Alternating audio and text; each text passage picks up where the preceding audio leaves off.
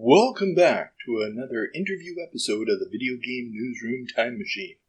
Today we have our second half of our interview with Don Daglow.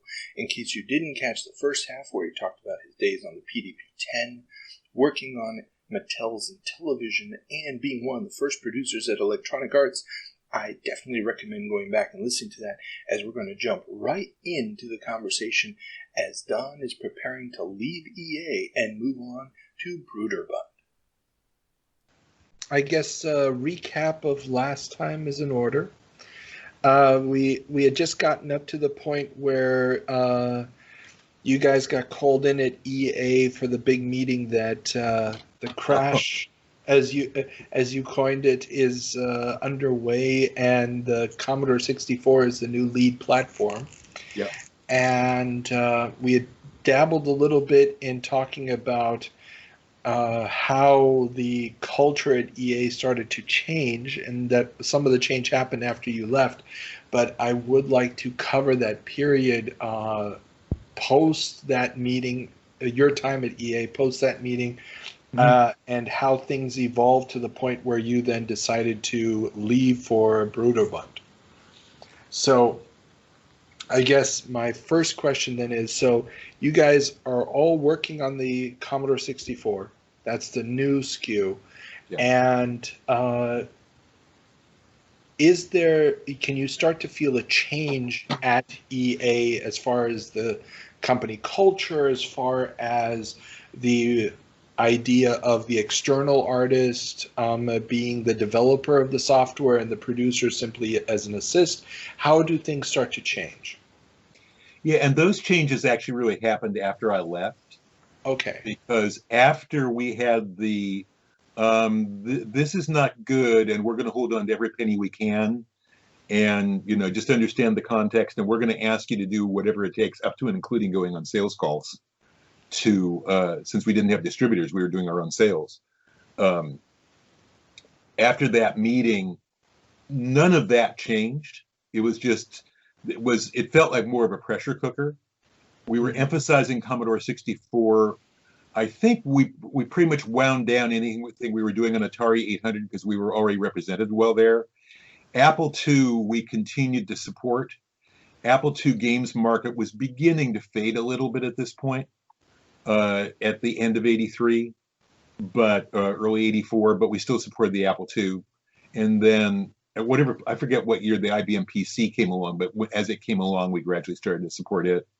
But no, the culture, other than, okay, we're fighting for our lives here, as a startup, you have some of that mentality anyway. Mm-hmm. But the idea of this is the cash that is going to get us to the finish line, and don't have any illusions about that, it certainly made everybody even more careful thinking about money. So, okay.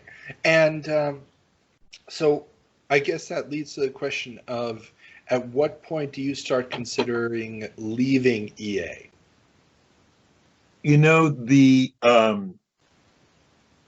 was probably after I'd been there about 3 years, and it was a combination of the chance to have a much shorter drive. I live about, depending on the time of day, I live between 20 and 45 minutes north of the Golden Gate Bridge.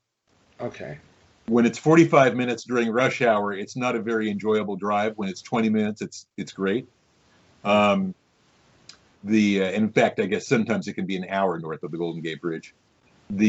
And EA at that time was down by the San Francisco airport, just a little bit farther south of San Francisco. San Francisco's airport is several miles south of the city limits. And San Francisco, as people know it, is mostly northeastern San Francisco. Most of what people know of San Francisco is the northeastern quarter of it. And so San Francisco also has no freeway that goes all the way through it. Oh. So, because it's only 7 miles wide and 7 miles high. And so the state started trying to build freeways through it in the 1950s, and they absolutely botched it. And ultimately people were able to stop them, and some of the freeways were damaged in the 1989 earthquake and tore down. So there was no fast way to drive through San Francisco. And in fact, the city keeps having more focus on mass transit. So driving in a car through San Francisco continues to progressively get slower as the years go by. So I had about a 1-hour commute every morning. Broderbund was less than 15 minutes from my home. Oh, okay.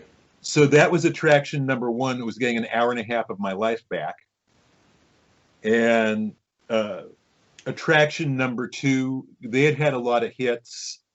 They had, the industry was changing, and I think that Doug and Gary Carlston, who ran it, were looking to try new models of production and so on. So it was, it was a chance to go back and say, okay, here's somebody. EA created and built the producer model. Perfected is too strong a word, but EA did a heck of a job developing that.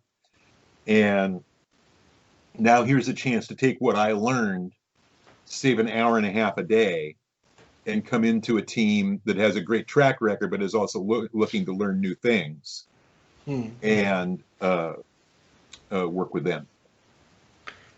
Sounds perfectly reasonable. And just to get an idea, I mean, how close were the ties between the developers at all these different companies at the time? I mean, were you guys just meeting up for coffee on a regular basis? How did the networking work or look like at that time? Compared to modern times, there wasn't a lot of it, but there were a lot of friendships. It was kind of like whoever had worked someplace with somebody else.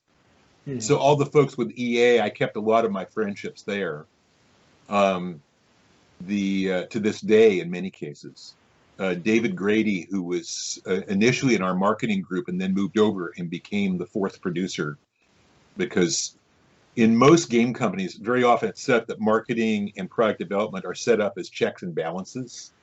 So marketing is a check on game development, just doing whatever they want, and so there's this planned conflict.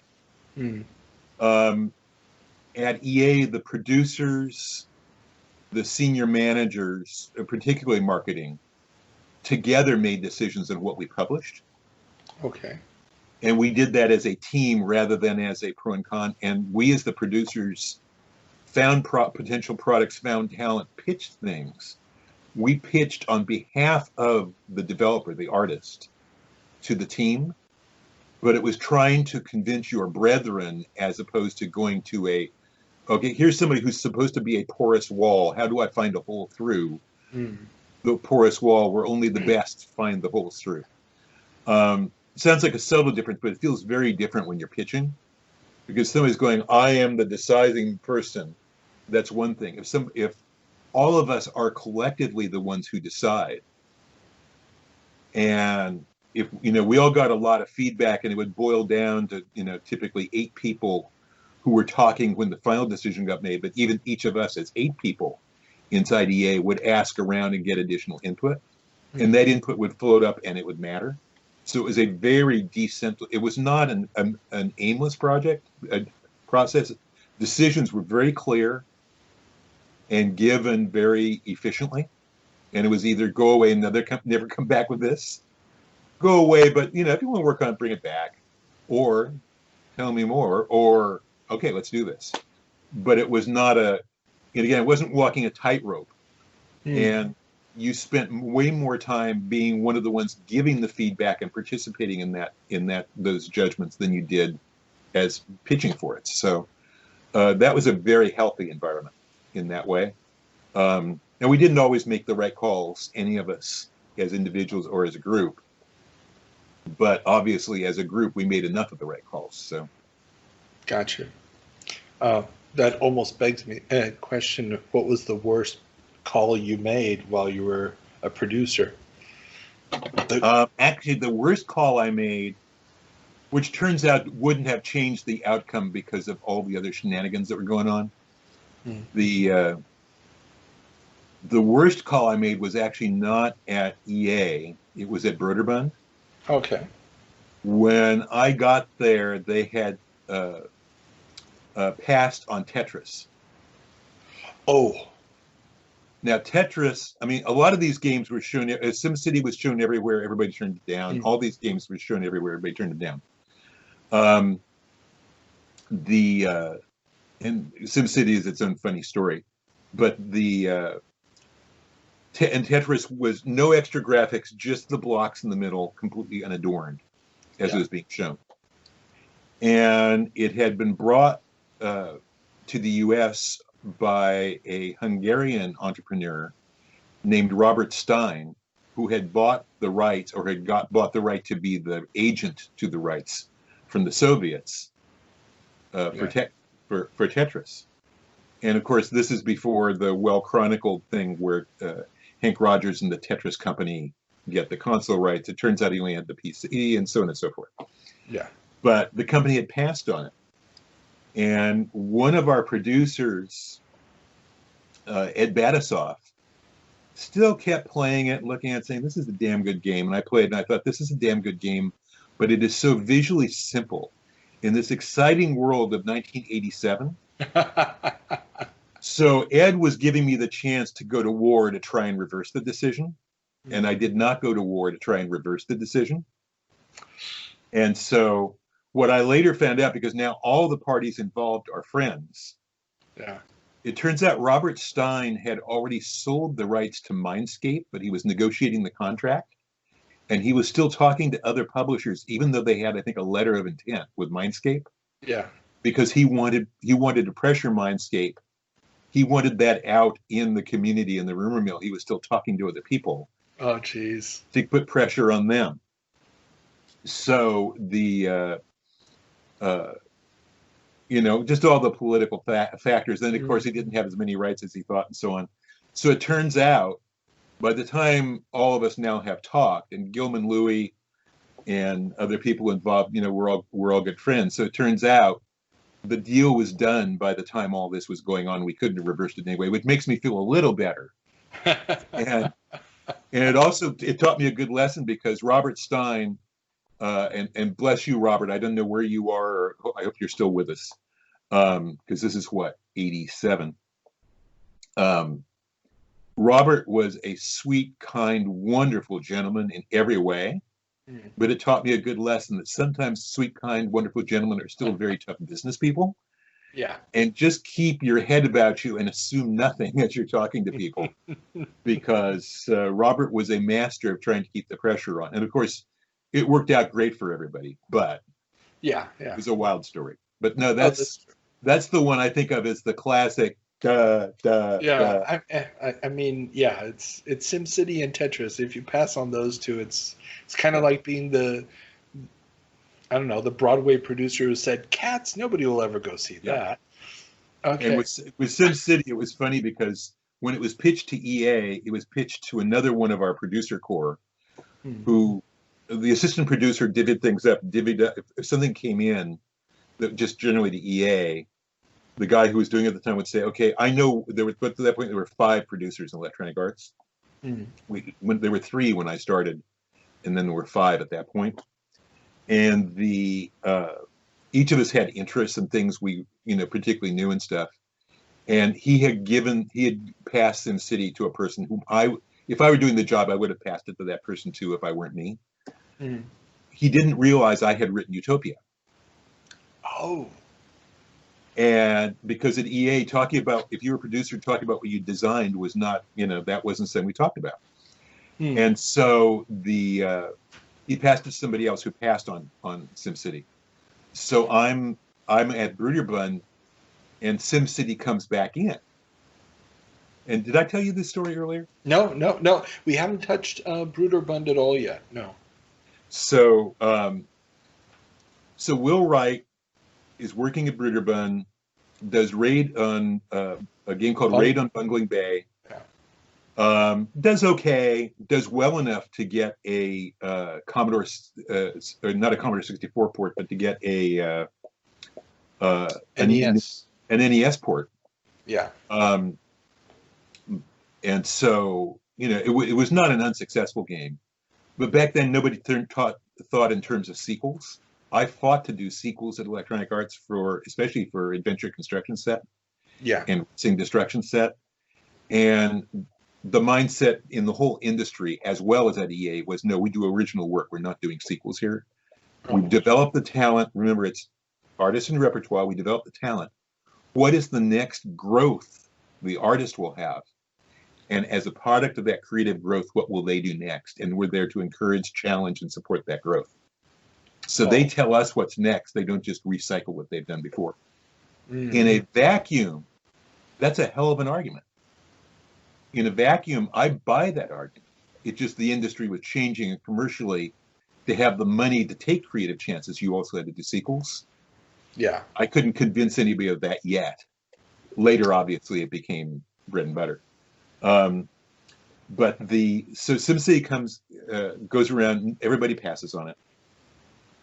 And Will Wright meets Jeff Braun at a kind of a game developers sort of a meetup of friends in the East Bay here near San Francisco. And Jeff loves the idea. And Jeff was doing some entrepreneurial stuff with software, and he said, hey, let's publish this. And so he and Will formed Maxis. And they have 2 original games. They had SimCity, and they had I don't remember the name of it, but it was an air combat game. It was vector graphics. Okay. And it was 2 fighters trying to find each other in the sky and shoot each other down. They had those 2 games. And so Will, when he was working on Raid at Bungling Bay, he started trying for a sequel, or if whatever game he would do next, trying to figure out what he was going to do next.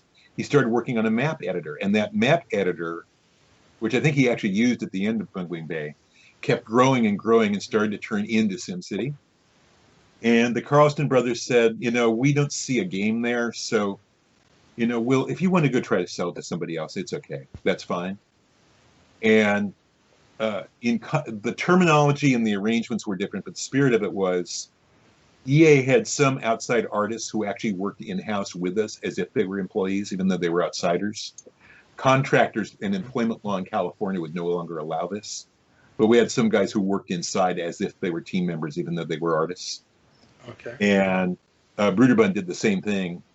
And so there was this line of, were you drawing a salary or did you have a deal? Sometimes you might be drawing a salary, or sometimes you might have a deal and be working in-house. And so there were a number of guys doing that.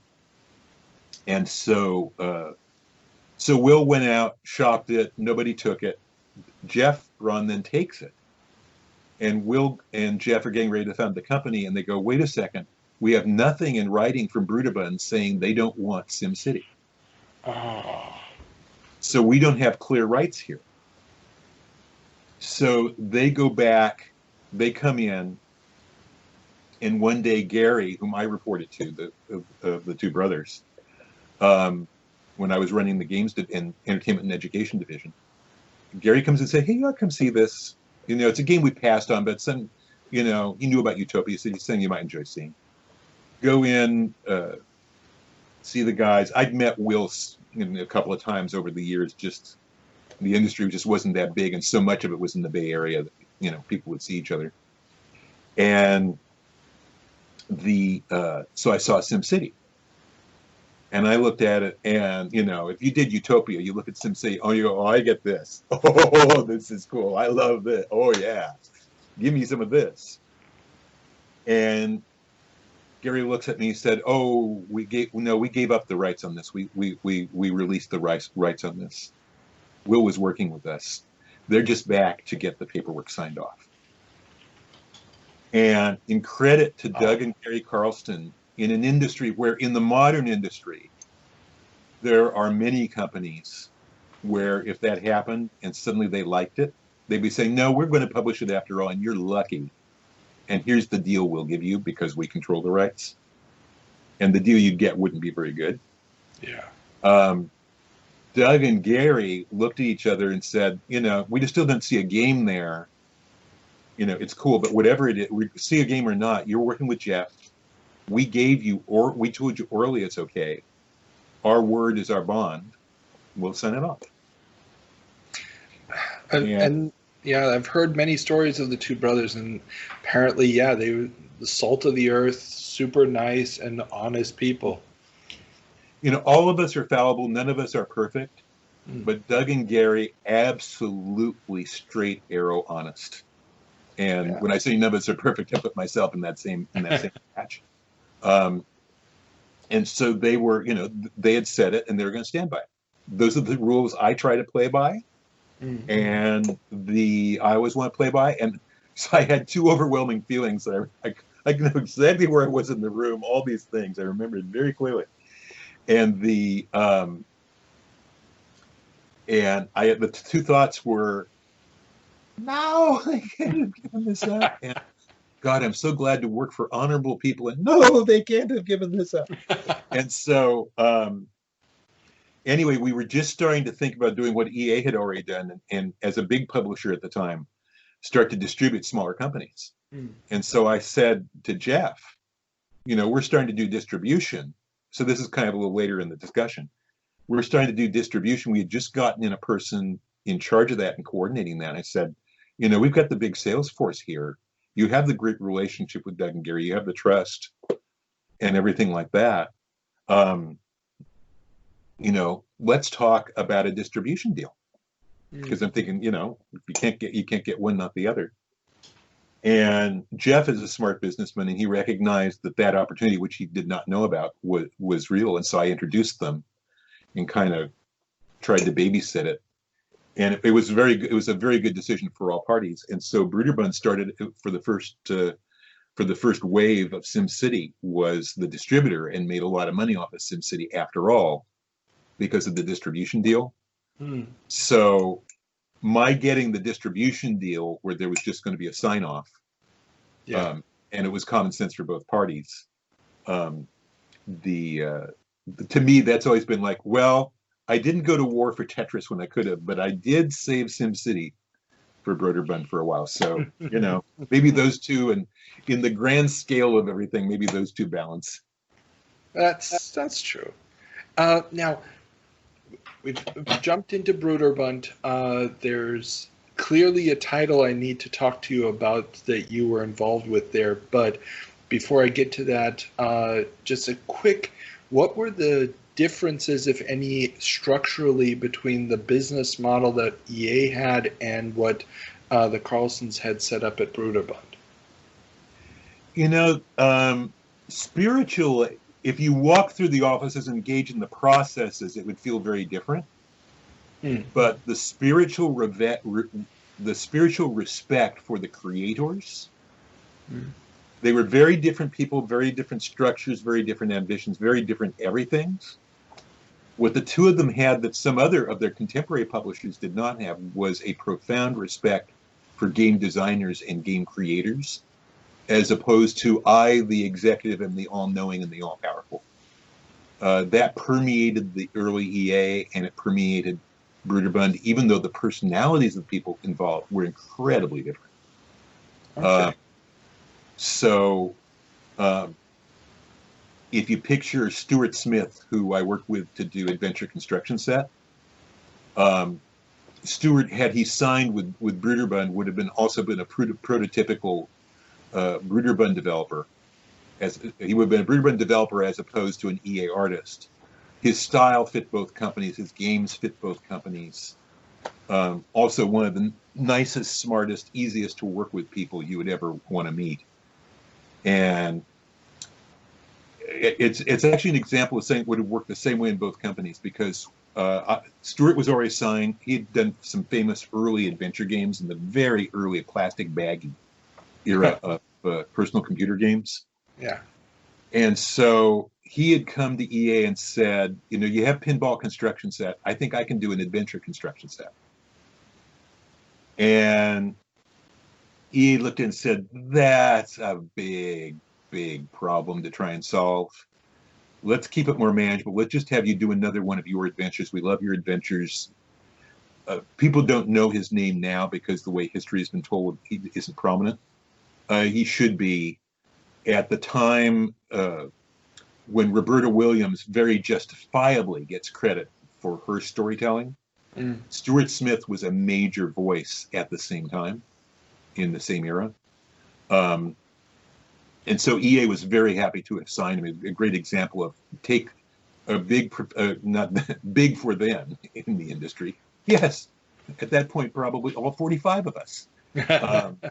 take the power of a publisher, wrap it around a talented guy. That was EA's idea with Stuart, and Stuart was a great example for that.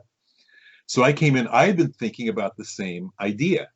I had actually started coding a game of Civilization before I came to Broderbund. I'd been playing with that and actually started programming it and got the early parts of the game up and running. Danny Bunton had been going to do that game after Seven Cities of Gold at EA. Oh, really? And then when Seven Cities of Gold was a big hit, instead of doing Civilization, Danny was asked to do a sequel and did Heart of Africa as a sequel to the game, because now, but it's not explicitly a sequel, it's just digging in the same general area for gold. Yeah. So no, he wasn't asked for a sequel, asked for, let's go mine the same territory. So that's why it's funny, because Sid Meier, obviously, who's a phenomenal designer and made Civ such a hit, Danny Bunton is one of the most celebrated and respected designers of early game development. Danny would have done Civ in 1984, several years earlier, if not pulled off onto Heart of Africa because of the Seven Cities of Gold were so successful. He, his producer, Joey Barra, the company, had all agreed that was his next game, was to do something in spirit of Civilization that did not violate anybody's copyright. That was the next challenge Danny was going to take on. So he didn't. And then I was starting to code it. I didn't have a team or anything. I was just kind of messing around, but I was starting to work on it. And then when I took the Broderbund job, any idea of having my own little project I might do, that was the end of that. And so that's why nobody had done it until Sid did it. Now, the fact is, Sid may have done a better job than anybody else could have done, although you have to look at Danny Bunton and say, any problem that both Danny Bunton and Sid Meier take on is going to be done superbly well twice. Yeah. Because those both guys are right at the top of the heap in terms of great designers. But so Stuart comes in, and I'm telling three stories at once. Stuart comes in and is doing the adventure. I get paired with him as my first artist when I first joined the company at the end of '83. And we met, we hit it off. And I had been thinking about that problem of, how you do that kind of construction set storytelling going back to the mainframe days. And so, and I'd played with text adventures and all sorts of things. And so I asked Stuart, hey, the problem is always bounding the world when you're doing a construction set. If infinity is possible, infinity never gets done. You never finish infinity. So how do we bound the world? He had a lot of good ideas. He didn't have all the ideas necessary to do it. What was funny is, in my thinking about the problem, a few of the problems he hadn't solved happened to be problems I had solved. Oh. So when you put together his ideas of an adventure construction set and the few things I remembered and knew about, we actually had the problem bounded in such a way that you could say, okay, I can picture you actually being able to do this. So first time I actually went into one of these discussions at EA about, okay, what are we going to publish? Early on, and this is probably January, February of '84. I said, I've got a proposal to make that Stuart and I talked about, and I wanted to run by you guys. Okay, fine. When he first came in, he wanted to do adventure construction set rather than do Rivers of Light, which was the name of the adventure he was going to do. I talked that through with him. I've worked on some of these problems myself before coming to EA. We put our heads together, and in talking about it, there's a plan here that this is a doable game. This is buildable. Here are the checks and balances. Here's the quick summary. Blip, blip, blip, blip, blip. And it was either Trip Hawkins, Bing Gordon, or David Grady, one of the three of them. And I feel terrible not remember who looked at me and said, well, do you think you can do it? I've been asked that question a few times in my career, and fortunately lived to tell the tale. And I said, no, I think Stuart, is a very experienced guy. He knows how to finish and ship games. The plan, we put together holds water, I think. And they said, well, That's what producers do. If you think, and this is we're making sure you understand what a producer is, Don. And I remember a moment I remember very clearly. Producers get to make these calls. We have checks and balances, but producers make these calls. And, we can see what you're thinking. We can see there's some logic to your thinking. There's added risk. This is what producers do for a living. And then if you elect to do this, then you have to produce. And I got that message loud and clear. About over the 3.5, a little less than 3.5 years I was there, about half the producers who came in left within 6 months.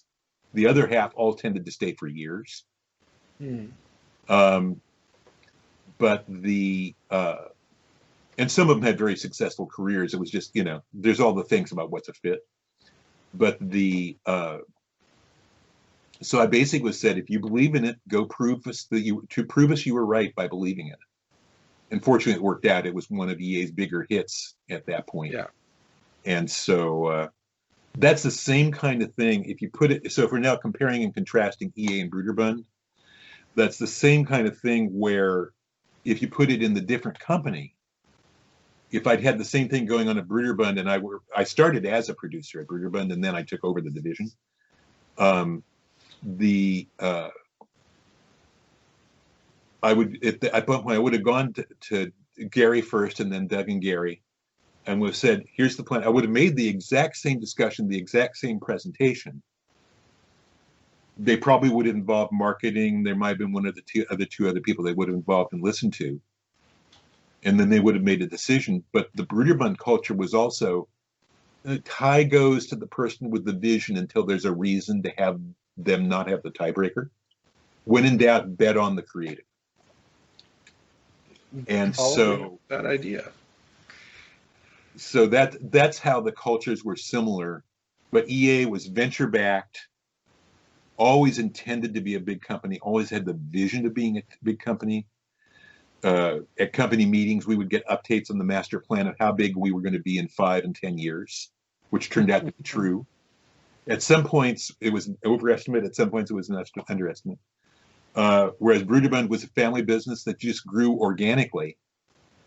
And they were looking to have it, they wanted to have it grow. They wanted to do well, but they were trying to just do great work. And the sense of, we're going to build a really big corporation. And they kept trying to say, okay, we're going to be a bigger company. We need to make sure we as leaders grow with that. And Doug would try different things, saying, this is a different scale of company. Maybe I need to organize things differently. And he would try different things like that. So it's the difference between family run and corporate, but the values were similar. I will say inside Broderbund, I was considered to be this hard EA guy. Which is funny now because generally my reputation as a producer is, on that subordinate side. And that's because I kept talking about when are we going to ship, which is something that I really had gotten out of both the crash and out of being an EA, in tough times. And Doug and Gary very appropriately would let things run for a while. And so there's a fun story that Jordan Mechner talks about in his really cool new book of his notes from Prince of Persia, from the making of Prince of Persia. And he tells this story about how Gary and I came in one day, and he's working on Prince of Persia and doing his animation, building his animation from single frames of photographs and movies, and which he had stuffed in this old wooden desk in his office. And again, outside developer, supposedly he worked in-house with us. Yeah. And so, and he tells the story of how I said, so Jordan, when are we going to get past the F. Scott Fitzgerald part of this and get to shipping a game? And I can hear myself saying it because that was part of the discipline. That's the check and balance. That's part of the attitude I was supposed to be there for. And since philosophically, I completely agreed with them. It was a constructive conflict, and both sides saw it that way. And I know, and then Gary was taken aback, and so he turns to me and says something like, "Well, at Broderbund, sometimes we like to let this F. Scott Fitzgerald thing run for a while, which is true when you believe in people. And then if you look at Prince of Persia and Jordan, I mean, Jordan had the beginnings of his movie deal going. He had other things going, but Jordan, a very hardworking guy. This is not a guy who was wasting time spinning his wheels or whatever else. He was very productive. So, they stuck with it, and obviously that paid off great for everyone. But it does show the cultural difference and the fact that both companies were trying to imbue the same elements just from different places in different ways. So, gotcha. Okay. And so I do have to ask, because Prince of Persia famously originates on the Apple, very long development time, and it gets ported to everything under the sun, Game Boy. There's even an official Amstrad CPC version. But the one system it doesn't get released on at the time is the Commodore 64. Was there an attempt to port it to that system? I mean, because you said that was one of the most important SKUs at the time. If you figured that was 87, by 87, Commodore is starting to fade. The decision on that particular SKU, I don't remember. Jordan would probably remember it. He may even cover it in the book. I've only had a chance to read part of the book. I just got it a couple of weeks ago. But he may cover that. I don't know. We could look in the index and see. But you'd have to, I would say asking Jordan, and Jordan's a fascinating guy to talk, absolutely brilliant, and also a very good guy. Okay. So he'd probably be the best guy to talk to about it, and somebody I think you would really enjoy talking to. I actually see the book on your table right behind you right now. Oh, you're right. Yeah. Yeah, it's one I have to get to. Okay. No, I was just curious. That's why you want to buy Jordan Mechner's new book. Yes. Product placement. Why not? Hey. Yeah, no, I've listened to a few interviews with him over the years. It's something that never came up, but yeah, I definitely need to talk to him. I mean, the guy has had a very, very interesting career and quite a few ups and downs, and the embodiment of the project will be ready when it's ready. Yeah. Definitely. And that's the thing that was great, was and is great about Doug and Gary Carlston. Their judgment on when to make that call and stick with something. Everybody makes that mistake sometimes. We did at EA. I've done it. There's other EA stories. There's other Broderbund stories. Doug Carlston's and Gary Carlston's judgment on how long to let something go and how much to trust. They made a lot of really good calls. Prince of Persia, the Carmen Sandiego series, which they gave time and love to, and gave it a chance when it initially wasn't going to be successful. That was a strength of those guys and their judgment on it. Well, you mentioned you were in charge of the educational department. Yeah. So were you there when that project was started, Carmen Sandiego? I wasn't there at the start. I took over the group after Where in the USA is Carmen Sandiego and Where in the World is Carmen Sandiego. Okay. So on my watch, we did Where in Europe is Carmen Sandiego.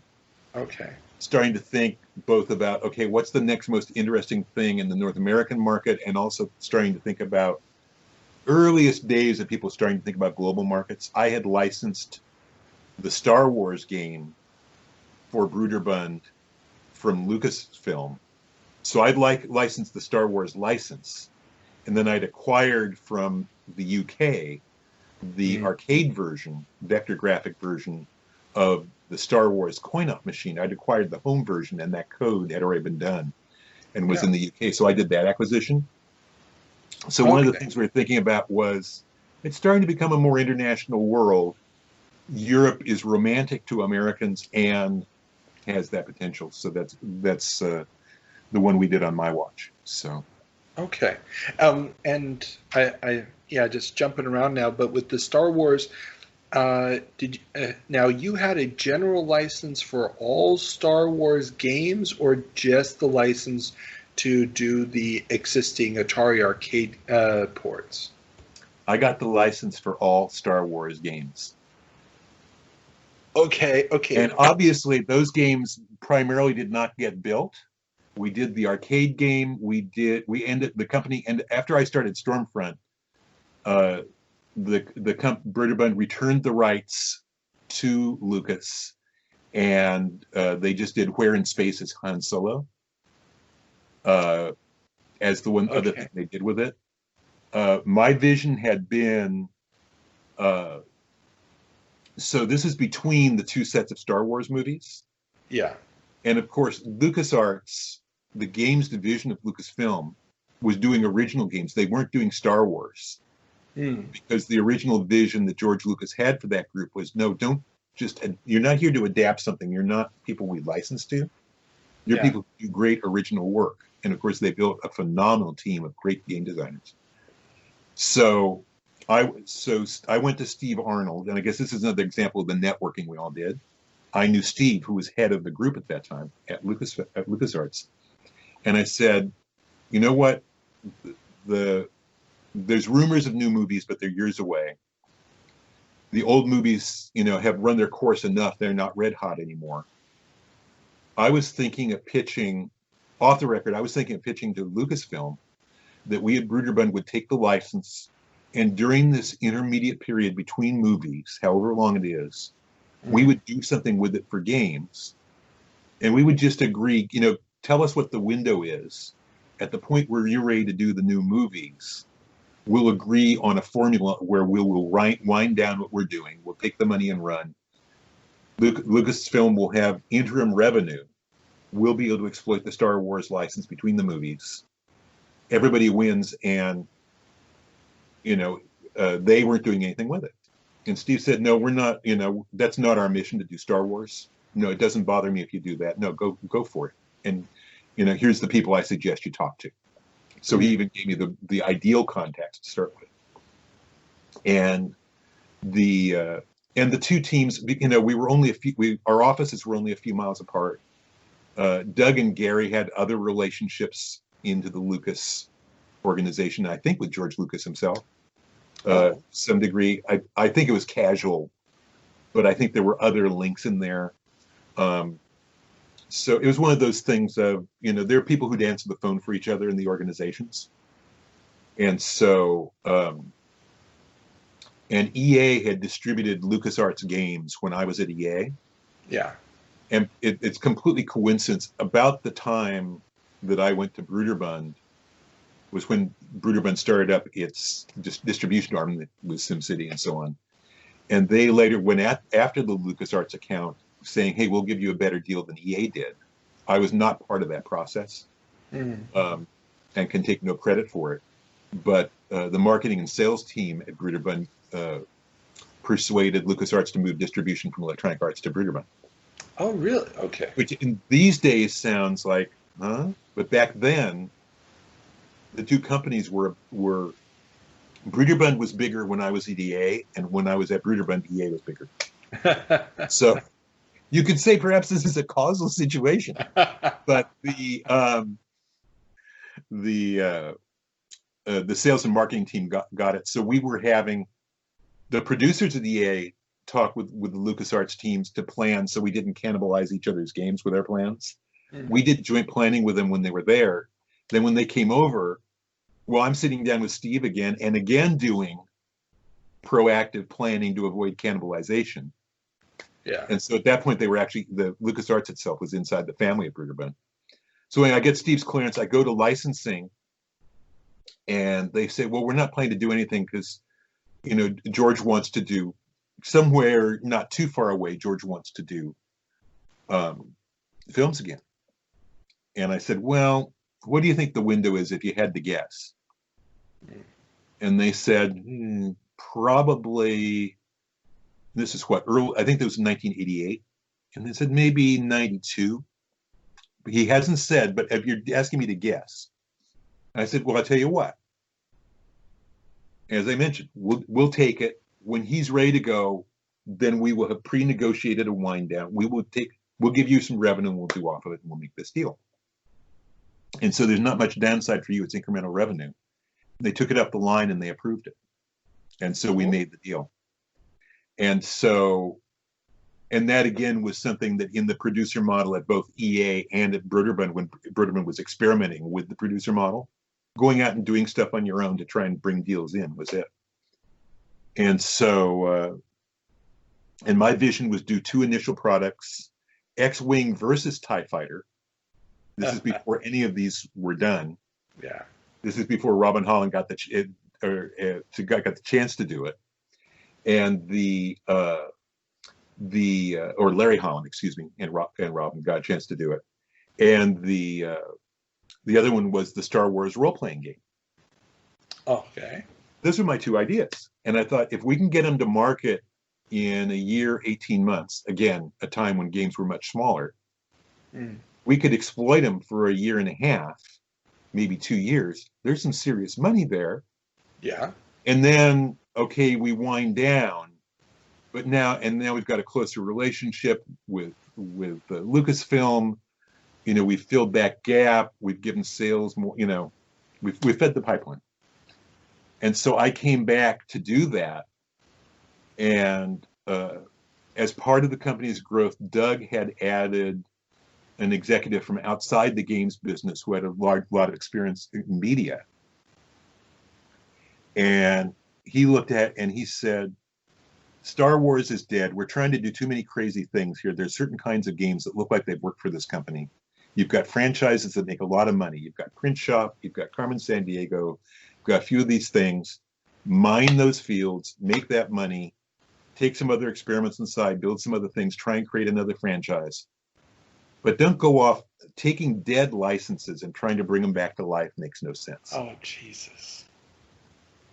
Oh, my goodness. So adapting the console title, and again, I'm oversimplifying this whole dialogue dramatically, but this is the gist of what came out of it.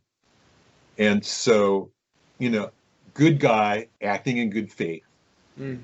And so what came out of it was, because it was just a small deal, adapting the console game, the coin-op, bringing the rights from the UK, games already built, no problem. But this is one of the reasons that I left and founded Stormfront Studios was, you know, this was frustrating. And at that point, I was starting to think, you know, I've kind of progressed. I've been a producer. I've run a thing here. And of course, you start to think you know everything about everything. You really think you know what you're doing. Yeah. Oh, kid, I had so much to learn, you know? Oh, man. You know, but that's what I thought. So I actually ended up leaving Broderbund subsequent to that. And that turn over, that was a moving factor. And the other part of it was me just feeling like, you know, I know everybody in the industry. I've taken these steps. I'm at the point I can do is I can found a developer that's run by somebody who's been a publisher. So when publishers talk to us as a developer, we're publisher savvy, because, you know, I've been in-house big company development leader. I've been outside small company development leader. I've been outside medium-sized company development leader. I've been inside. I've done all the different pieces. It turned out that plan worked, but I didn't know everything about everything. I had a pitiful idea of how little I knew and how much I had. I was way out of my depth. It just, fortunately, I was lucky it worked out. But the Star Wars deal and the arguments over that and the pushing on that was a prime force in my pushing so hard that I ended up doing that. Yeah, and that's so sad because, I mean, the Domark, I believe, was the English company that originally published those. I mean, the Commodore 64 version was next to unplayable, but the Amiga version was amazing, especially with mouse control. I do have one question, probably my favorite Broderbund game of all time. So Shuffle Puck Cafe. Yeah. For the time, quite revolutionary. The perspective, the platforms it was released for, and the fact that it was mouse controlled. I'd like to know what your role in the game was, and how how did that thought process go? And was there a calculation of how risky or unrisky it was to develop a game that was going to have to be mouse controlled? Yeah.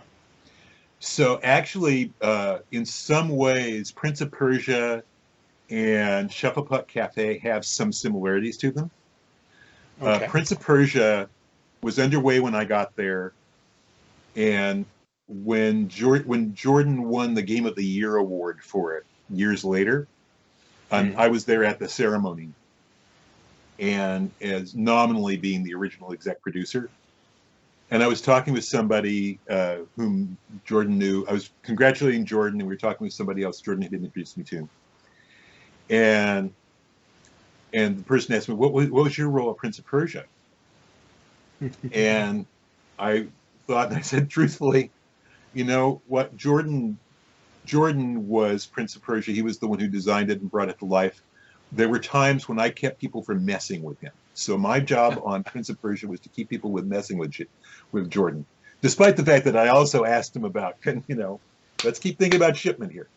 But I basically, there were a few cases I can think of where I saved some hassles. And I was saying it jokingly, as in, Prince of Persia, I had very little role, other than slightly shielding administrator. That's what was it, as head of the division. And it tells you what kind of a person Jordan Mechner is. Jordan turned to me, looked me square in the eye, and even though he enjoys needling me about the things I pushed him on, he looked me square in the eye and said, "That's important. That's an important role." I treasured that moment. It wasn't important because Jordan was going to succeed. If I'd never shown up, that game and Jordan were going to be a success. But it also tells you what a gracious person Jordan is. Because he was thinking, you could tell he was absolutely sincere. He wasn't just babbling, okay, I'll say something nice to the dude. He's a genuine good human being. My role in Shufflepuck Cafe was somewhat similar. In fact, there was a lot of similarity to it because came out of the team, Lauren Elliott and Gene Portwood, who were the two artists who gave Carmen Sandiego its look. Okay. There are a number of people who contributed to the game's design. If you read articles about it, some of them are credited. Gene and Lauren normally get appropriate credit. Other people get less. One example is there's a woman named Catherine Bird, who was in marketing at Broderbund, and she really played a role in being part of the thinking that helped the game reach the final point where it became a big hit. But Gene and Lauren, really brilliant character artists, sense of humor, comic sense.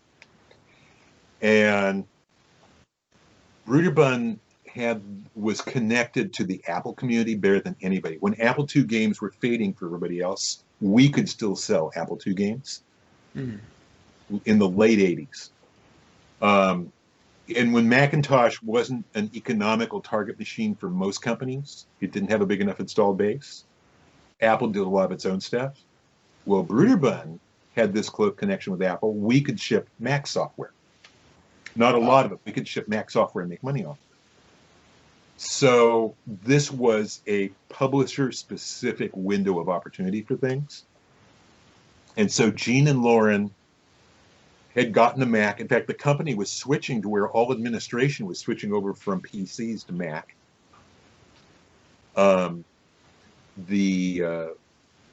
And ironically, I think Doug and Gary knew Steve Wozniak from the old days. Steve Wozniak was on our board of directors at Electronic Arts in the early days. So when we were presenting to the board, we were presenting to Woz as part of the board. For board meetings. So on certain projects, you come and do a presentation.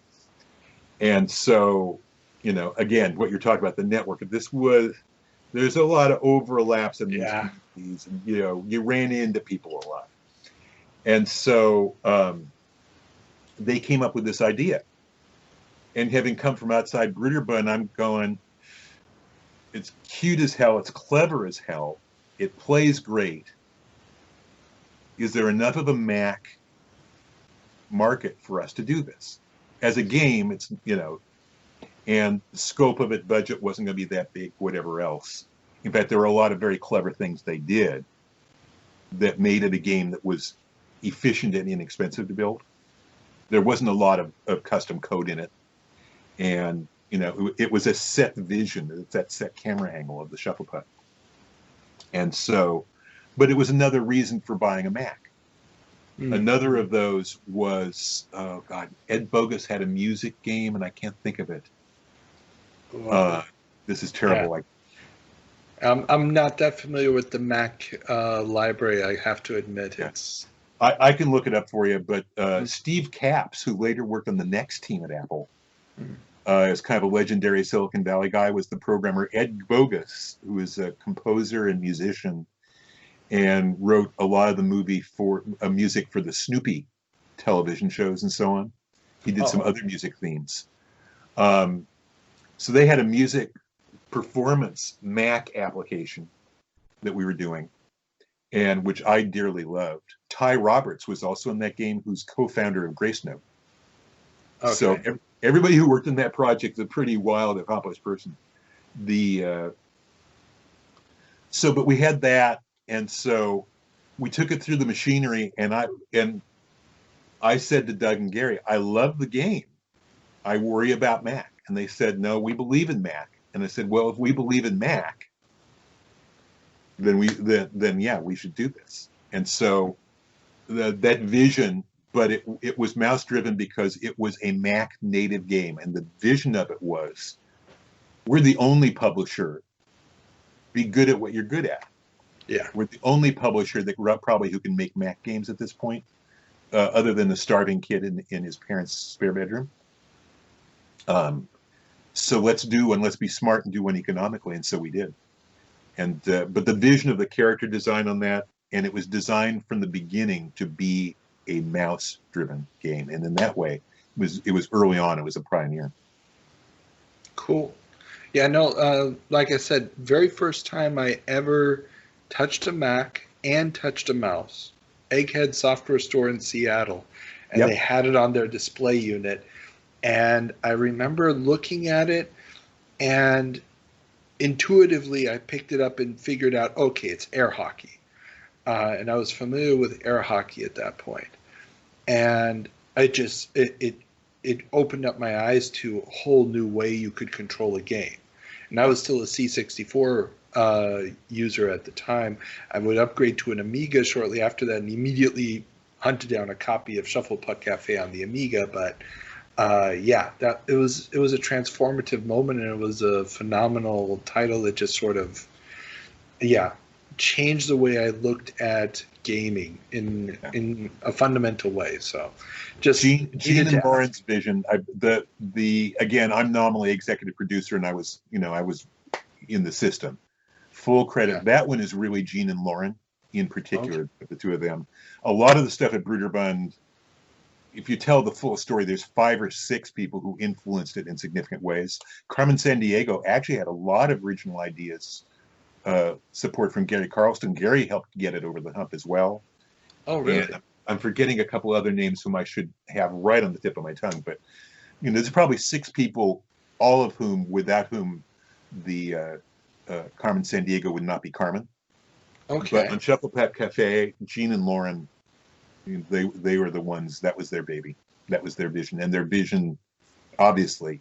It was so wonderfully minimalistic and brought down to its core, and the behaviors of the opponents were so unique, and the challenges that they created that you bought into that relatively simple image. I mean, there was a little bit of animation here and there, but just the movement and the strategies gave them life. And you started cursing those aliens out because they kept beating you. And it was hard as nails, but oh my God, was that a good game. Sorry. Okay. And the whole idea of the Star Wars bar. Exactly. I was about to say, I mean, the Star Wars thing. Of course. This was, we didn't, in fact, when we started working on Shuffle Puck, we didn't have the license. Shuffle Puck was a mature game, deep in development by the time I got the license. So. Too bad. That would have really, that would have been an amazing game with the Star Wars license. So you had the Star Wars ideas, especially the Star Wars RPG, did that get beyond just the line Star Wars RPG on a piece of paper, or did you already have an idea of what that would look like at the time? It didn't get. I think probably the most I ever wrote about at that point was a paragraph, because I felt like until I got the license, it wouldn't matter. And an X-wing versus TIE fighter is kind of like self-explanatory. Yeah, so, yeah. You can picture pretty clear what that game would have been. But and then when I couldn't get it by the new executive who had been brought in as a check and balance, that's when it was so frustrating. So, gotcha. And he wasn't a mean guy. He was operating in good faith. He was trying to be whom he thought he was supposed to be and bring some discipline to the company.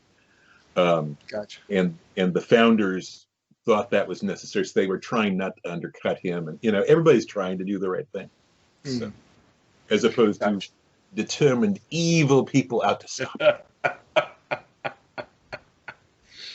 Okay, so this spawns the idea of starting Beyond Software.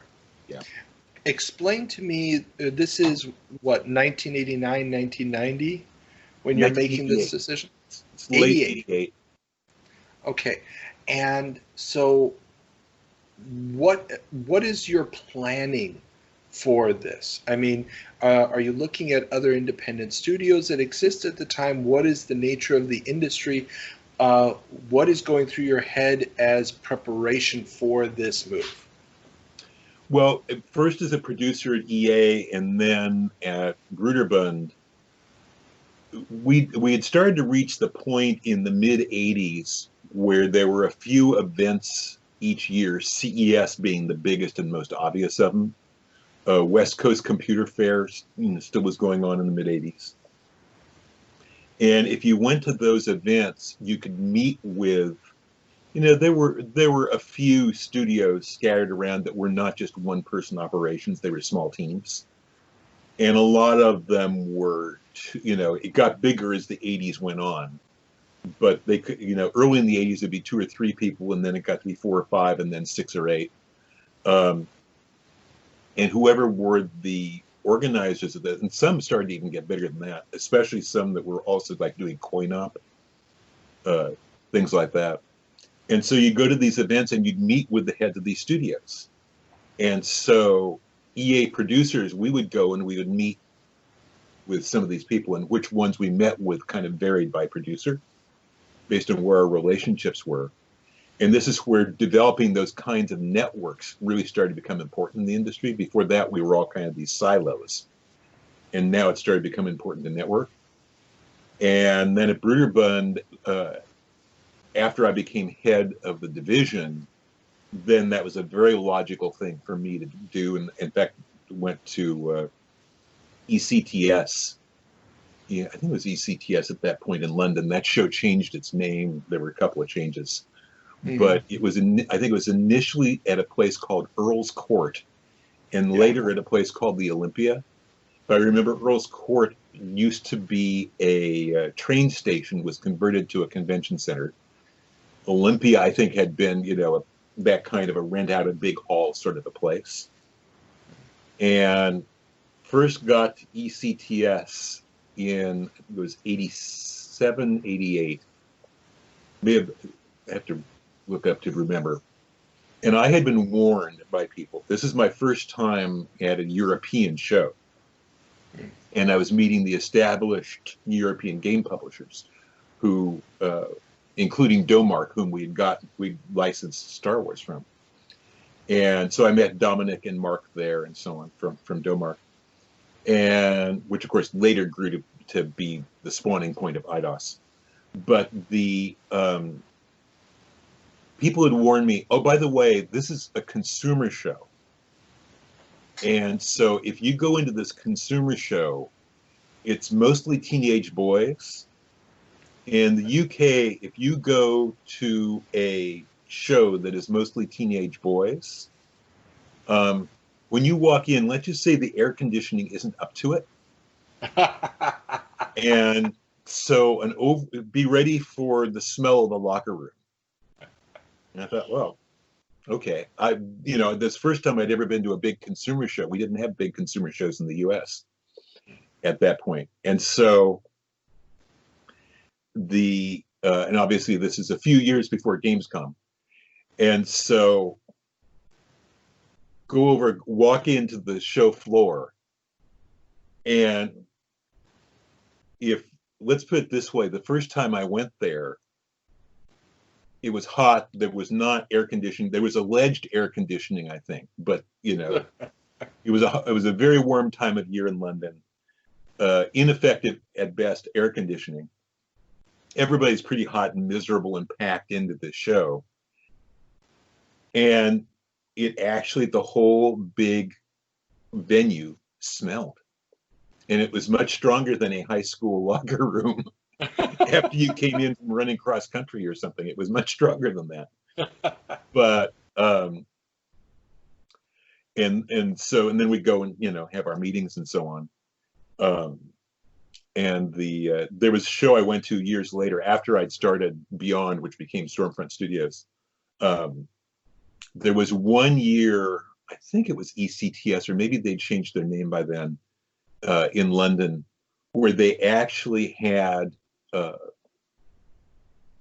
they'd started to have, and I don't like this term, I don't like the term booth babe, but they'd had women working as front people who were dressed in costumes that were not necessarily appropriate for work. I try to put that as diplomatically as I can, and in ways that are no longer done, I'm happy to say, because it is inappropriate for work, and this is a workplace.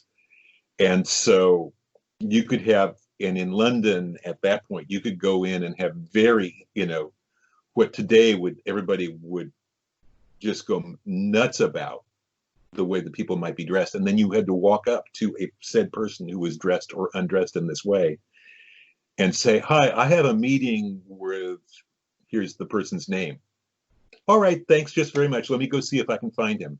As if it's completely normal, as if we were having a completely normal business conversation, which was very bizarre.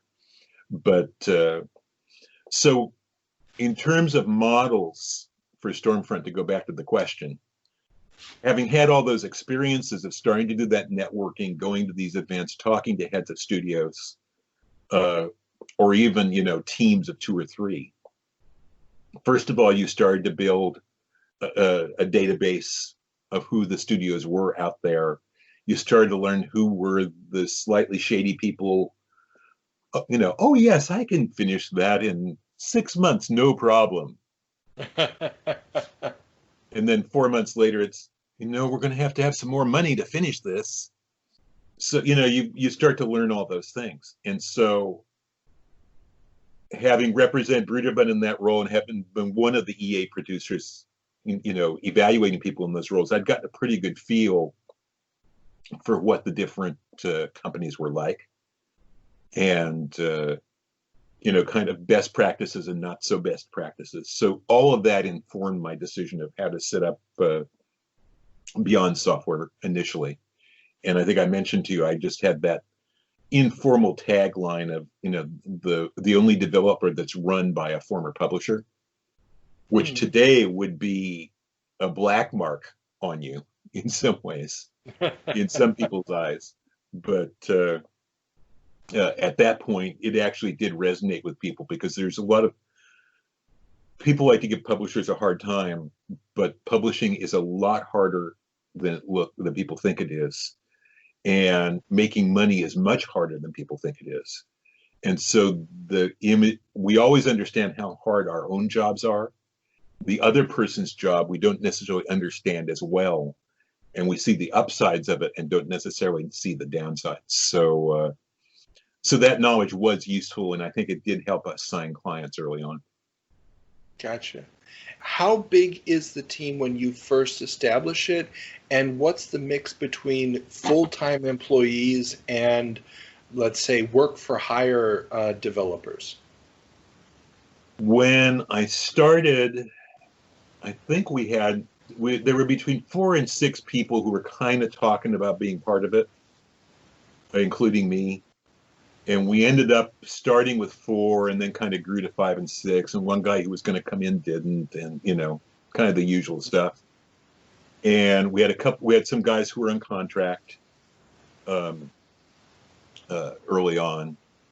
And then it just, as we got publishing deals, then the team gradually grew.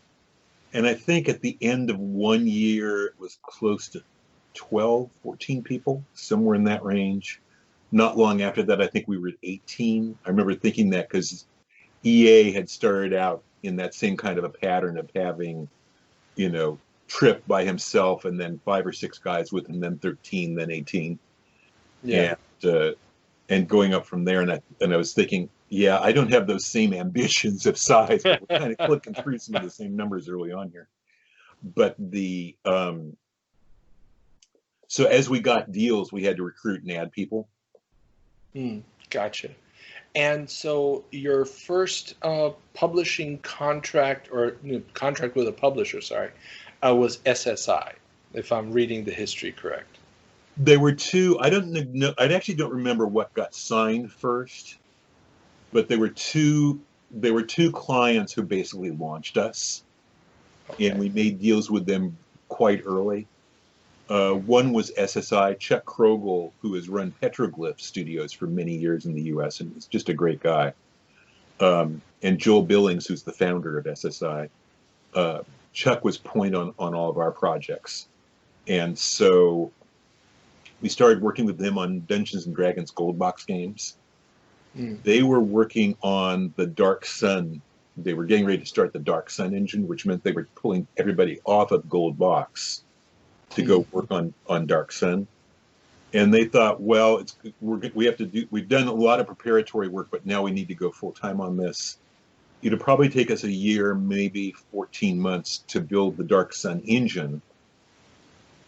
And so we got picked to be the ones to do one more Gold Box game in the Forgotten Realms, so that they would have a 4th Gold Box game to go with, go in that series, and that would kind of help cover the revenue stream from those games while they were building Dark Sun, because they couldn't do both at the same time.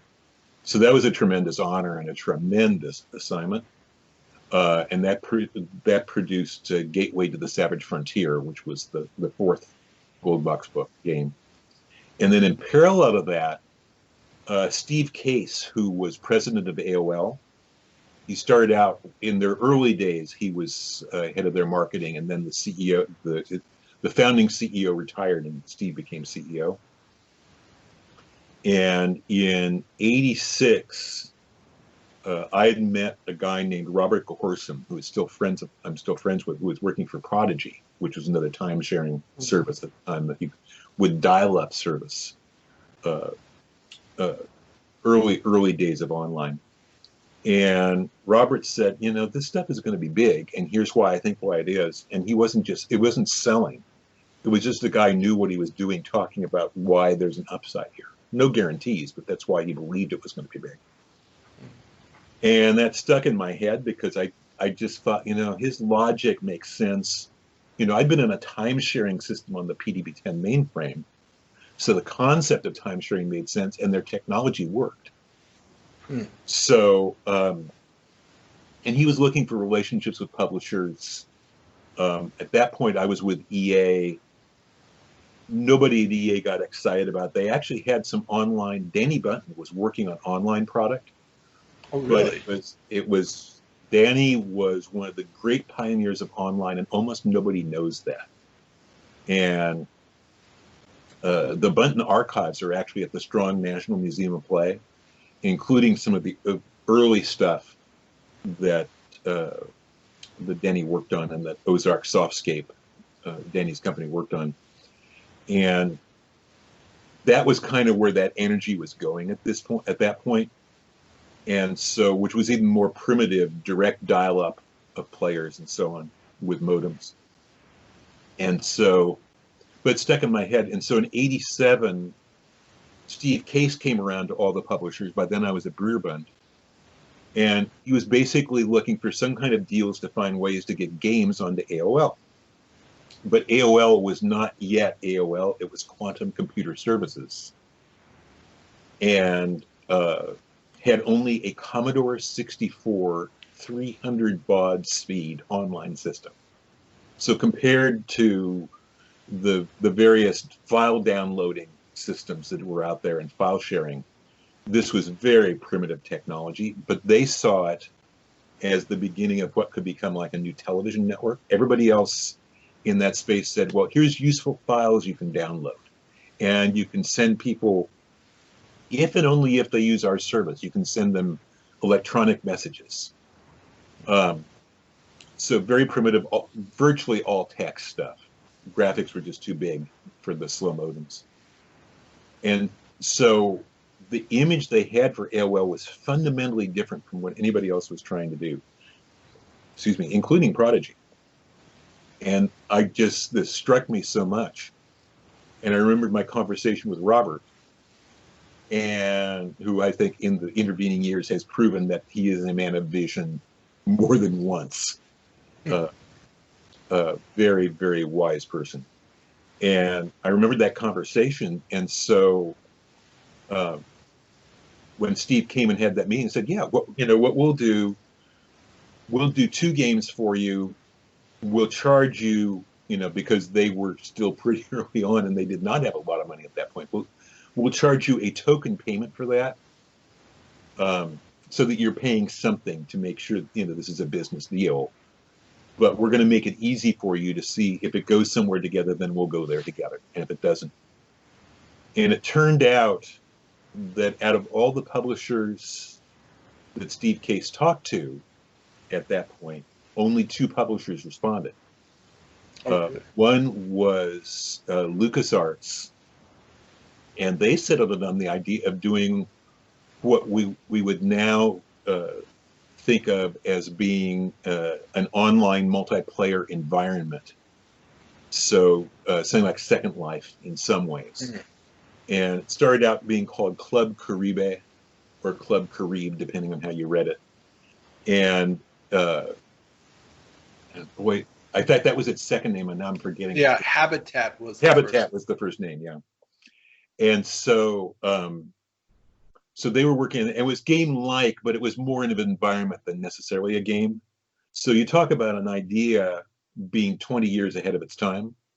Yeah. What the guys at LucasArts were doing was 15, 20 years ahead of their time. And so they were working on that project, and then Broderbund, we were the other ones who responded to them. And so we started building their first graphical game. And whenever you start any platform, you start out with something really simple. So we were doing, I think it was called Word Scramble, something like that, I think. It was basically the game of Hangman put on a computer with a very simple graphic for it. But at a time when everything else was in text, a picture of Hangman was very, very exciting. And so, David Schroeder, a very early pioneering game designer in Seattle, was the guy we brought in to build the game. And another underappreciated pioneer. And so that was underway. And so when I left, that was not complete when I left to found Stormfront, at that time under the name Beyond. And so second day, in which I now consider, okay, this is now a business. I'm still doing paperwork. I don't have articles of incorporation. I was 3 weeks away from the lawyers finishing articles of incorporation, this sort of thing. And Trip Hawkins very kindly gave me permission to use the same lawyers that EA used to set up the company, which most people would not have done. And Trip said yes, which was, again, another kindness. As you hear, I got a lot of favors to say be grateful for in my career, where people really went out of their way to help or be nice or supportive of me. And so, so none of that's done yet. And kind of second day, sitting there in my home office, in fact, sitting in the room I'm talking to you from now, and thinking, okay, how am I going to make this thing actually go? And we've got the guys kind of together, but what are we going to do? And I get a call. And the call is from our producer, the producer I had been working with at AOL, Quantum Computer Services. And her name was Kathy McHugh, also a very sharp person. And Kathy said, we hear you're doing something new, and we would like to do a project with you. And I had not called them, because if you leave a publisher and you're head of the division, if you start calling the partners and say, hey, come do something with me, that doesn't pass a very good smell test. But they said, and the world was big enough, they were continuing the Broderbund relationship, no problem, no interference with that, no dilution, no nothing. So we got, she said, why don't you pitch us something? And so there were two things I did. One thing I did that was informal that became formal was, with my background as a writer, I really thought this was a cool venue for writing. And just as an AOL member, I had started writing after I left Broderbund. One of the first things I did, just as for a fun personal project, is I started writing something called the Quantum Link serial. And this was a chapter fiction, serialized fiction. And I think I was doing 2 chapters a week. And then just posting it they were places where you could set up your own message board. And so I posted it there, so you have your own little folder, and you had a title for it, and then there'd be files in it, and people who wanted to could read it. And then in the discussion in the chat area for that folder, and AOL was pioneering a lot of this stuff. This was not widely available, sometimes not available at all to the public outside of AOL settings. Then there were chat areas, and people could, there were chat areas, and they could send messages. And I said, hey, if you want to be in the Quantum Link serial, send me a message and tell, how you'd like to appear. And if you have a preference in how you'd like, no promises, don't know if I can get you. And I did it under a pen name rather than as myself, just kind of for separation of church and state. So I wrote it as Tracy Reed. And it started to catch on, started to have more and more readers. I got to one point, I think I had 400 people waiting to be included in it. It migrated when they opened the Apple Link service in parallel to Commodore. So the Commodore people had a service, Apple Link had a service. At that point, we were going up to 1,200 baud modems on both services. Commodore still supported 300. Then later, a PC Link. In each case, they made a deal. So they got money from Commodore to do Quantum Link. They got money from Apple to do Apple Link. And they got money from IBM to do PC Link. So those were all, I don't know if they were joint ventures, but they were sponsored channels. So Quantum Link serial became Apple Link serial, became PC Link serial, and it went across all 3. And kind of the running joke was, if I was online, it was people saying, if I was in a chat or anything, so is Tracy, are you a man or a woman? Because Tracy could be either. And I always avoided the question, because one thing in my fiction I've always tried to do is write in a way where ideally, unless it's first person with somebody who is clearly of one gender or the other, my view is at the most pure writing it's the character that drives who you think is writing this. And so you could read, in my perfect world, if I were able to execute my art form there as well as I would like, you'd be able to read a story and say, I'm convinced this was written by a man, I'm convinced this was written by a woman. Much harder to do than to actually say. So I never answered. And so the question is, Tracy Reed, man or woman? Never got, and so there was this running thing on the boards and so on about that. So that's running. And once it took off, AOL then said, hey, let's bring it into the deal. And so it actually became a contract, and it wasn't a little amateur side joke. It became part of our deal. And so, and then the other thing we did, they said, pitch us. And I was looking at that point at play-by-mail games had been around for a while and were kind of a thing. So in the gaming, like in the PC game magazines, so you'd actually have ads sometimes in there for play-by-email games, or in the back of the science fiction magazines, fantasy and science fiction, where I actually got published, and Asimov's. You'd see play, and there were little classified ads in the back of the magazine.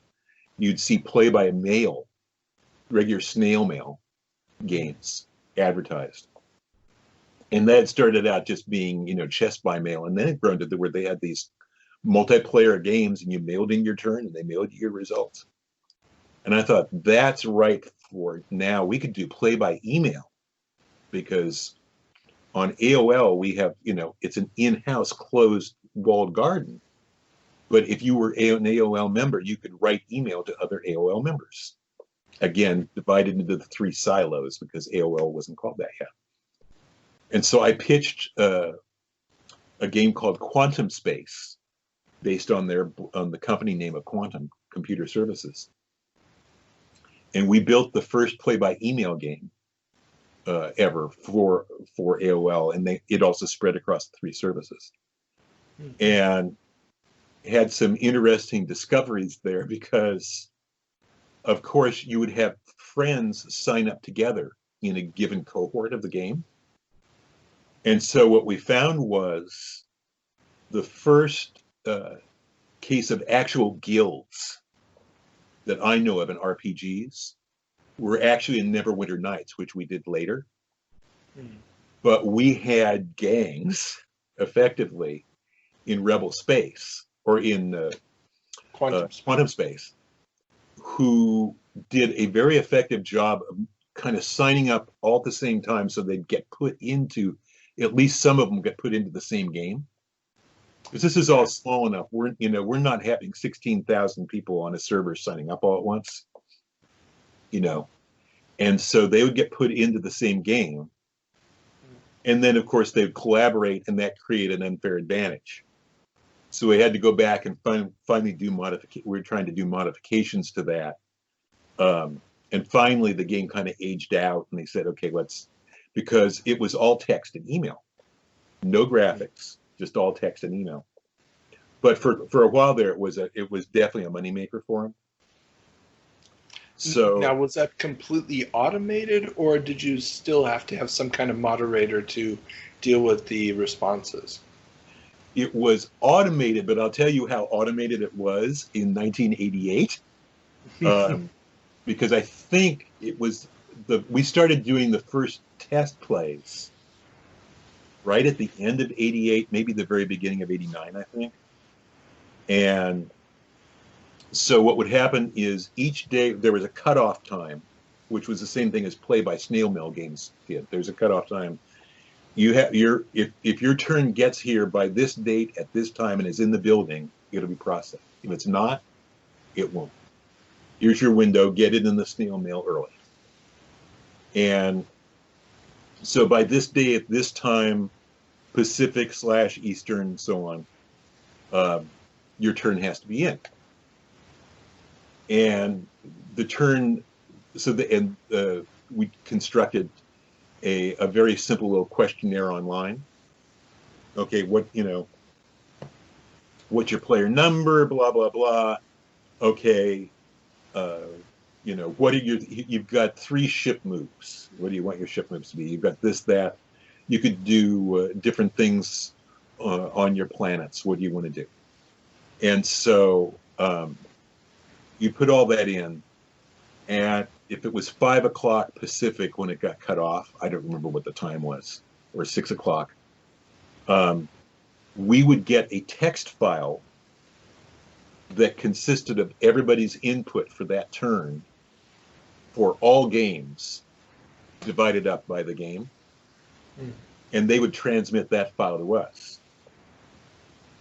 We then would take that file, run it through a text parser to translate it back into everybody's moves. Once we had everybody's moves in, then we'd hit the play turn button on a computer in our offices. That would then produce turn reports for all of the users with a header with their AOL address. These would be appended into a giant text file, which we would then transmit back to them. AOL would then parse that file, send out the emails, and everybody would get their results. So it was automated, but there was the human process, because this is just too early for the systems to make it fully automated. AOL could have built it in at their end, but it was just not. And so we took those, basically it was like sending sequential access files with the right headers on them, back and forth for each turn for each game. But it worked. Cool. So if you, depending on how you look at it, what shipped as Gateway to the Savage Frontier was our first game. Or if you look at it as AOL and the Quantum games, then you could say, well, it's the little side project that became part of the business or whatever else. And I just realized, actually, the SSI deal got done later. We had actually started out doing a baseball game right at the start. Even before that, we had started out doing a baseball game right at the start. That baseball game became Tony La Russa Baseball. We were working on it with a publisher who later went out of business. Okay. And about a year in, so we're at the point where we're casting about, looking for, okay, what are we going to do with this game? And it went through various problems with that. We were already working with SSI on the Gold Box games by then, and then baseball migrated and became, SSI picked it up and they took it over. That became Tony La Russa Baseball. Okay. Am I complicating things enough for you now? Yes. Well, I was going to ask, because baseball becomes a bit of a through line for Stormfront for quite a while.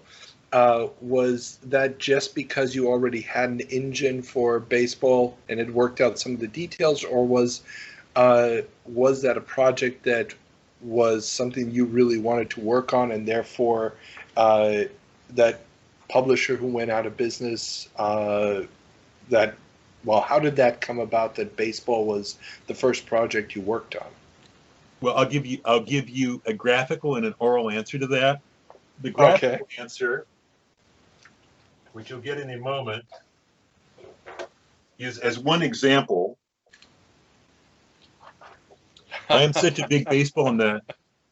Here from the 1962 World Series, when I was a little kid, is a megaphone you could use to yell, "Go Giants!" in the middle of the game. Let's see. These are two different, if you went to the 1962 World Series, which I didn't get to do as a little kid, and you went into the stands, the concession souvenir guys are going around hawking things, selling things for people to buy as souvenirs. Well, two of those souvenirs they were selling looked like this for kids, and these are obviously designed for kids. You can see completely different manufacturing, different production values. If you can see it, this one has a Giants pin on the back. I don't know if you can see it. Yeah. And just for the listeners who aren't going to see this, you're holding up two dolls, completely different structures and everything. I mean, licensing was not the same thing it is today. And they both look very primitive. So that's my graphic way of saying to you, I'm such a big baseball nut that anywhere I go, whatever I do, I'm always going to be. I never stopped doing a baseball game for very long. Not every one of them has seen the light of day, but I never stopped doing them for very long. So that's why it was something I did at the start. But then, publisher gets in trouble, and we had to jump publishers. So, gotcha. Yeah, and so SSI picks up Tony La Russa, You're doing a gold box game. You've got the Quantum Leap thing going on. How and we have to talk about this because it's probably one of the most revolutionary titles of all time. Neverwinter Nights. Is that an idea brought on by Quantum Link? Is an idea started by SSI suggested, or is it one that Beyond Software originates? And by that time, we were already Stormfront, because it's when we were about to ship LaRussa and we were about to ship Gateway to the Savage Frontier at almost very similar times. And we had grown at that point. That was, what, probably 91, I'm guessing? No, couldn't have been, because we went live with Neverwinter Nights in 91 and had to be later than that. It was probably 1990 when we were shipping them. And I knew most games had 91, but yeah. I've just got to go back and look. It may have been, anyway, I have to go back and look. Doesn't matter. But I knew we had to change our name because we had those two games coming, and Neverwinter Nights was coming behind it. That those might have been January of 91, and I think it was March or April of 91 that Neverwinter Nights came. As I think about it, Beyond Software, it turns out there were 4 companies in the United States named Beyond Software. We were the only game company. One was in Arizona, one was in Oregon. And so we were going to have branding problems on that if we just kept stuck with it. And so just kind of like, no, we should get a different name. By that point, we probably had 30 people in the team, and which already made us one of the larger developers in the United States in terms of headcount.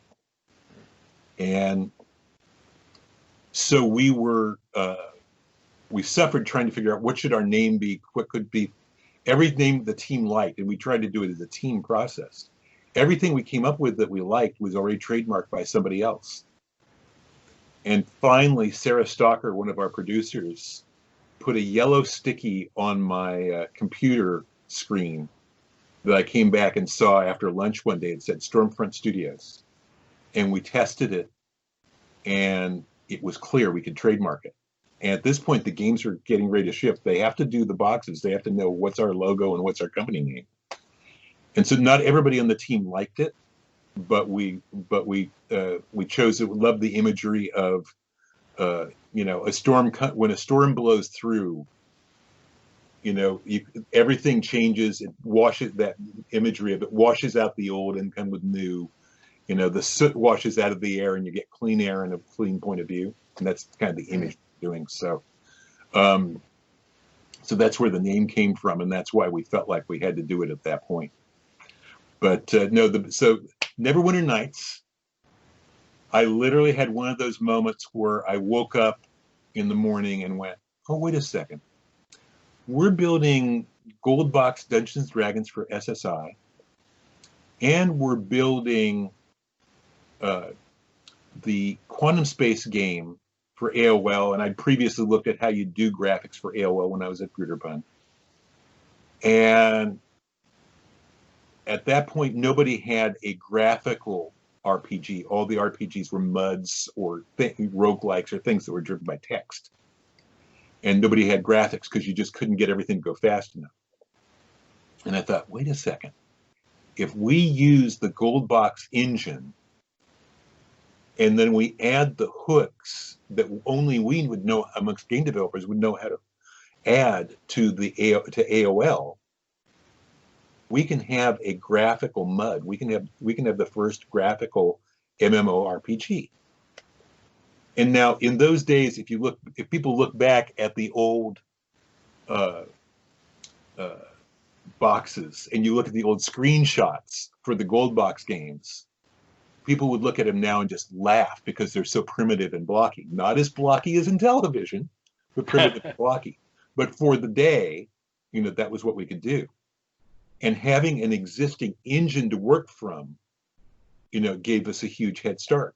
And we thought, our company has 1 foot in the AOL camp and 1 foot in the SSI D&D camp. We can do this. So I talked to our engineers, and we agreed, hey, lots of risk. Here's all the places it could fall apart that we all recognized. But we thought, not unanimously, but we thought we could do it. So I called up Chuck, went down, had lunch with him and Dan Cermak at SSI, and pitched it, and they liked the idea. And I said, do you think that TSR would be interested? Who at that time owned Wizards of the Coast, obviously now, but they bought TSR. At that time, they owned the Dungeons and Dragons license, so they called Jim Ward, who is a well-known fantasy author and was an executive at TSR, and Jim said, depending on the deal, but they were open to it. So I called up Steve Case, and I think I ran it by Kathy McHugh first, the producer, just kind of see what she thought, and then I called up Steve and just said, hey, this is what we're thinking of, and they said they were interested. So we had the round of discussions, and ended up SSI became the publisher of the game. To produce the boxed software that you would buy that then you would be allowed to play it, because systems were too slow. You couldn't download that much graphics online at those speeds, so you had to buy the boxed game, and then let you go online. So SSI published the box game. AOL obviously had it on the service. You couldn't play it offline; it was only online. You paid $6 an hour for AOL at that point, and this was the paying by the hour was the model for all these services. So if you figure, I haven't looked at the inflation calculator for that recently. That's probably somewhere about $15 to $20 an hour now, and probably 15 to 17. So a lot of money people spent on these. And then we were an official Dungeons and Dragons licensed product, could use Dungeons and Dragons names, titles, art, everything like that. And we had two big meetings that are stories that I've told at some conferences. The first of which was at the Cathedral Hill Hotel in San Francisco, which has now been torn down, I believe. It's either torn down and replaced by a hospital or converted to a hospital. But it was during the National Association of Broadcasters convention in either 1989 or 1990. I don't remember what time of year it was. And so all the guys from AOL, the leaders, were in town for this conference. And it just says how different of themselves they thought they were, because they didn't just go to CES, they also went to the Broadcasters Conference. And so they were all there. And so we meet in a hotel suite that they have at this hotel in San Francisco. And I had, I think, four or five of us from Stormfront. There were 4 or 5 of them from AOL, Steve Case, and then some of the top engineers, Kathy, the producer. And we just had this, we'd now worked together so long, the two companies had just this working relation that was super comfortable. So it wasn't adversarial or guarded. And so we discussed, can we really do this? And the engineers talked about things in more detail, because I could conceive of the rough details of how to do it, but I hadn't actually done the coding at that level. So, and everybody agreed it can be done. It's risky. If we do this, there's not a guarantee that we succeed. It could run on for so long that it's uneconomical, or the whole thing could crash and burn. But we could very well do this. So it's one of those, how much risk do you want to take? So they're kind of going back and forth in very constructive conversations. One of my most senior engineers is saying he's worried about it. He's not sure we can do it. And that's how open our discussion was, that was allowed and tolerated. And, it just, hey, no games here. We're just saying what we really think. And finally, Steve Case, who later obviously becomes this famous billionaire for building up AOL and buying Time Warner. But at this point, it just is still a very small company. And finally, Steve looks over at me and just says, do you think you can do it? And I've many times thought I was betting my company with this answer, probably because if I had sabotaged that relationship, we might not have made it. But I thought we could, because all the details I was hearing, what I knew we had done and could do. And so I thought for just a moment, because I knew I couldn't hesitate, and I said, yes. And he stuck out his hand and shook hands with me. And that was the deal. And yes, we had to work out a contract and prices and stuff like that. There was some negotiation. Every deal I ever did with him started with a handshake. Every deal was honorably rendered into a contract after the handshake. When they got really big, other people came in and it changed. But as long as Steve was running stuff directly, it was that kind of his word. His word was like a signature on a deal, as long as you understood remaining things to negotiate. But so that was one very, very critical meeting. And of course, it turned out we shipped, so that was good. It turned out I was right, because they were our biggest client. The first 4 years of Stormfront, they were our biggest client. And AOL was our second biggest client. So basically, most of my business was riding on this deal.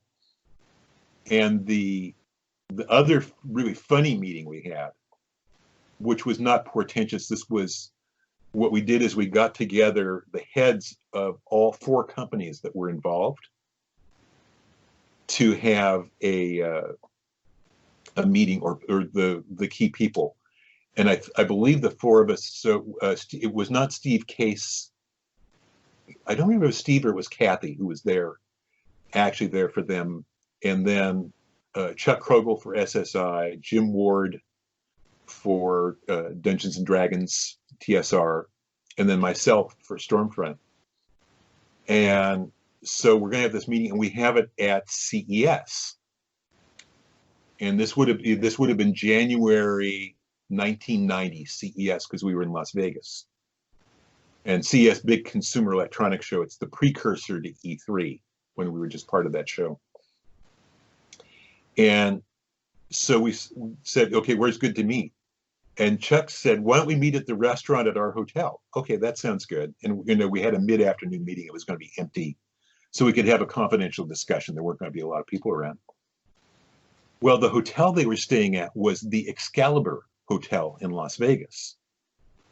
And for those who haven't seen it, it's a Dungeons and Dragons castle, King Arthur's castle brought to life as this massive city block size hotel with towers and parapets and all of this stuff. And we're eating in this restaurant, which has a Knights of the Round Table theme.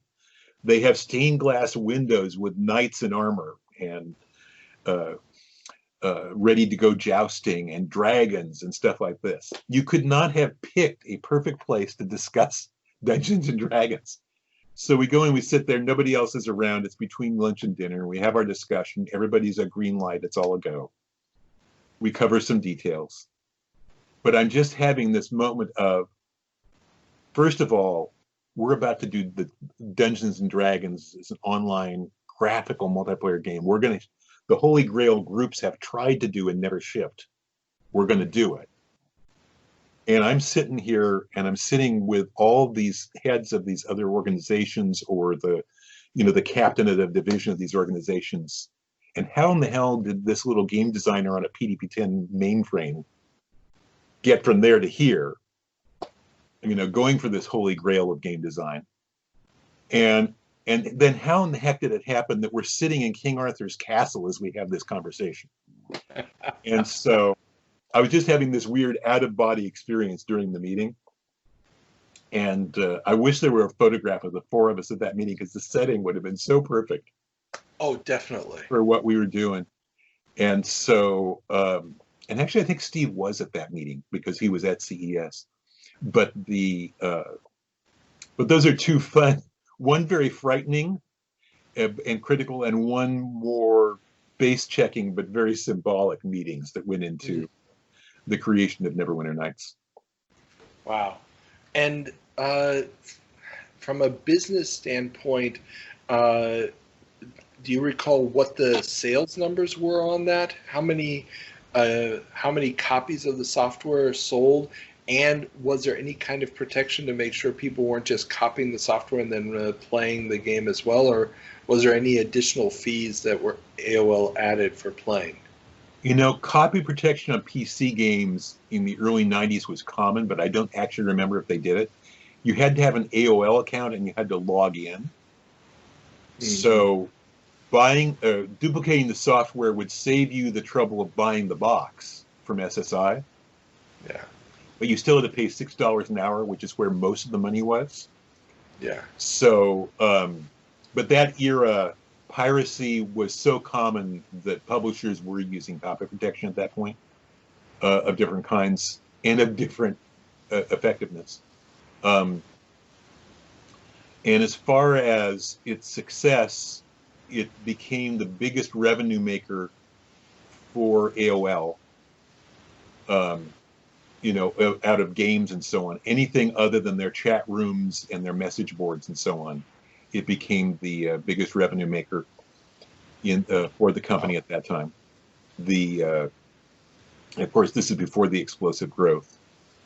We had promised that in today's terms, if we think of players per server, and this was basically maximum number of players per iteration. Their structure, they had daisy-chained mini computers, is what AOL ran on.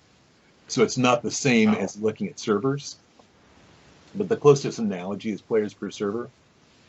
We had promised our initial goal, the classic goal of producing a game is under promise and over deliver. Mm-hmm. And so we had promised 30 players, and we were actually thinking we might be able to do 35 on each instance of the game, and then they would have to start another instance that would run on some other daisy-chained computer.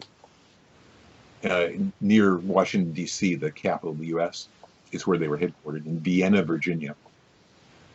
Mm-hmm. And so we ended up, by the time we shipped, because of great work by the team, we had 50 players per instance. So the equivalent of 50 players per server. Which, when we were still supporting, I think we still supported 300 baud. I don't remember if we still did on the Commodore or not. But no, it was PC only, unfortunately. It started there. I thought we migrated. Anyway, that'll show you I'm not maybe remembering everything intactly. It was certainly initially PC. To go back and look. Anyway, it's only been 30 years. But I got the idea at the end of '88, very early '99.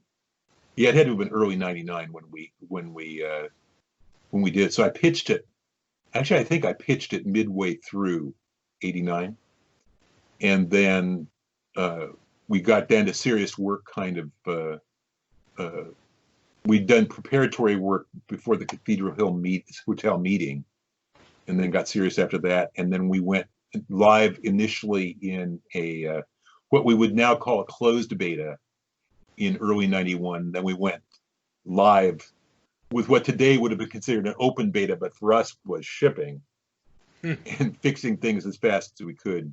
I think it was around March of '91. Nice. And you said fixing. Was there any version of patching that you could do on the user side at that point, or were you limited to only being able to patch things on the server side?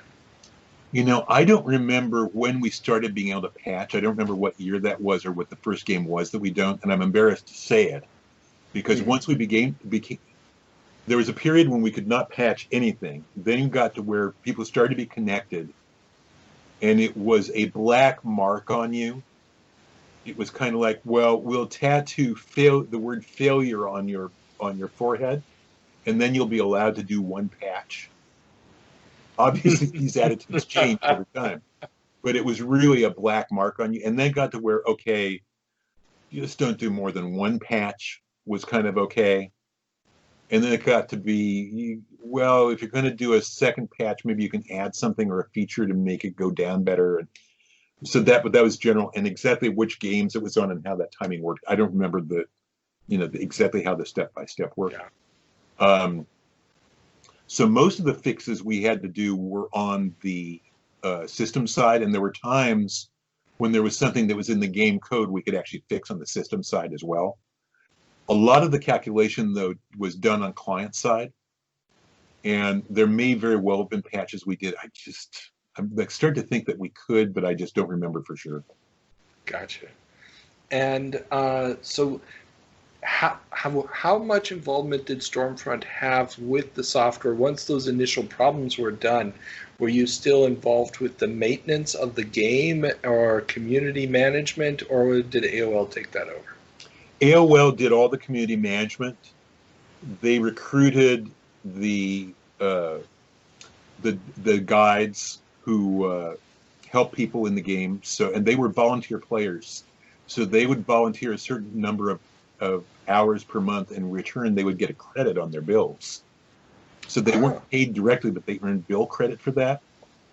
And at $6 an hour, and having some way to offset that was good. And those guys did a great job. And then the guilds formed spontaneously on their own without either Stormfront or AOL sponsoring that. And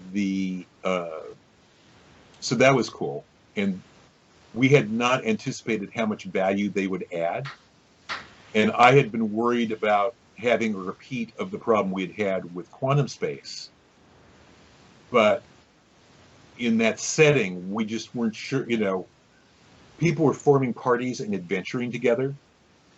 And we had PvP combat, but almost all of it was PvE. At that point, nobody had done PvP. And nobody had done graphics, obviously. And I was worried about it, knowing what had happened in Quantum Space. So I made it so you could have PvP only in Neverwinter Wood. So if you went into Neverwinter Wood, first of all, it was a dangerous place to go. There were missions there, you could do stuff. But if you went into Neverwinter Wood, you could also do PvP, other than just by spells. And so, because you could do inadvertent PvP in a way. But so that was a way of doing a compromise. And then later, when we had some of the early stuff in some of the other early graphical RPGs, MMORPGs, where you'd have, kind of groups running wild and, just being a pain in the butt and being creeps and trolls. It turned out that worked. So we did not have a significant troll problem that way. Cool. And we developed, as far as what we did, we developed a version 2.0 or an expansion where we negotiated what would be in it. We had some ideas. We just ran out of time to add. We were able to get into that. I don't actually remember all the features. It's at the Strong Museum, and we can figure it out. But so we added that. At that point is when AOL started to suddenly take off and grow exponentially. And Steve called me one day and said, "Look, we should be doing more updates to this. This is a point where magazines and newspapers have headlines saying, will AOL go bankrupt trying to keep up with its success? Because they had to install modems in all these people's houses, and millions of people were trying to join the service all at once. And so they're frantically trying to get enough modems and enough people to install them, because somebody came to your house and installed your modem for you, because these were no longer techies who were doing it, and you could do it on your own. But it was a complex process. And Steve said, we're all hands on deck here. We just can't deal with this. So we're going to keep running the game, obviously, but we can't do any updates. I don't know when and if we're going to do updates. And I just wanted to tell you up front. Okay, that's cool. When the company came out of the other side of that growth and restabilized, the corporation was 10 or 15 times as big. They were starting to build in their own game development teams and stuff. And it became very clear that, like other big corporations, they were moving on. They wanted to do stuff in-house. And so AOL ran the service for 7 years. Wow. Ultimately, when they went to paying a monthly membership fee, instead of getting $6 an hour, and it had gone down to $5, and I forget what it went down to after that. It had gone down. Then they said it's all free as long as you subscribe. Familiar model. And so then we got all the way up to 500 users per server. Wow. By the mid-90s.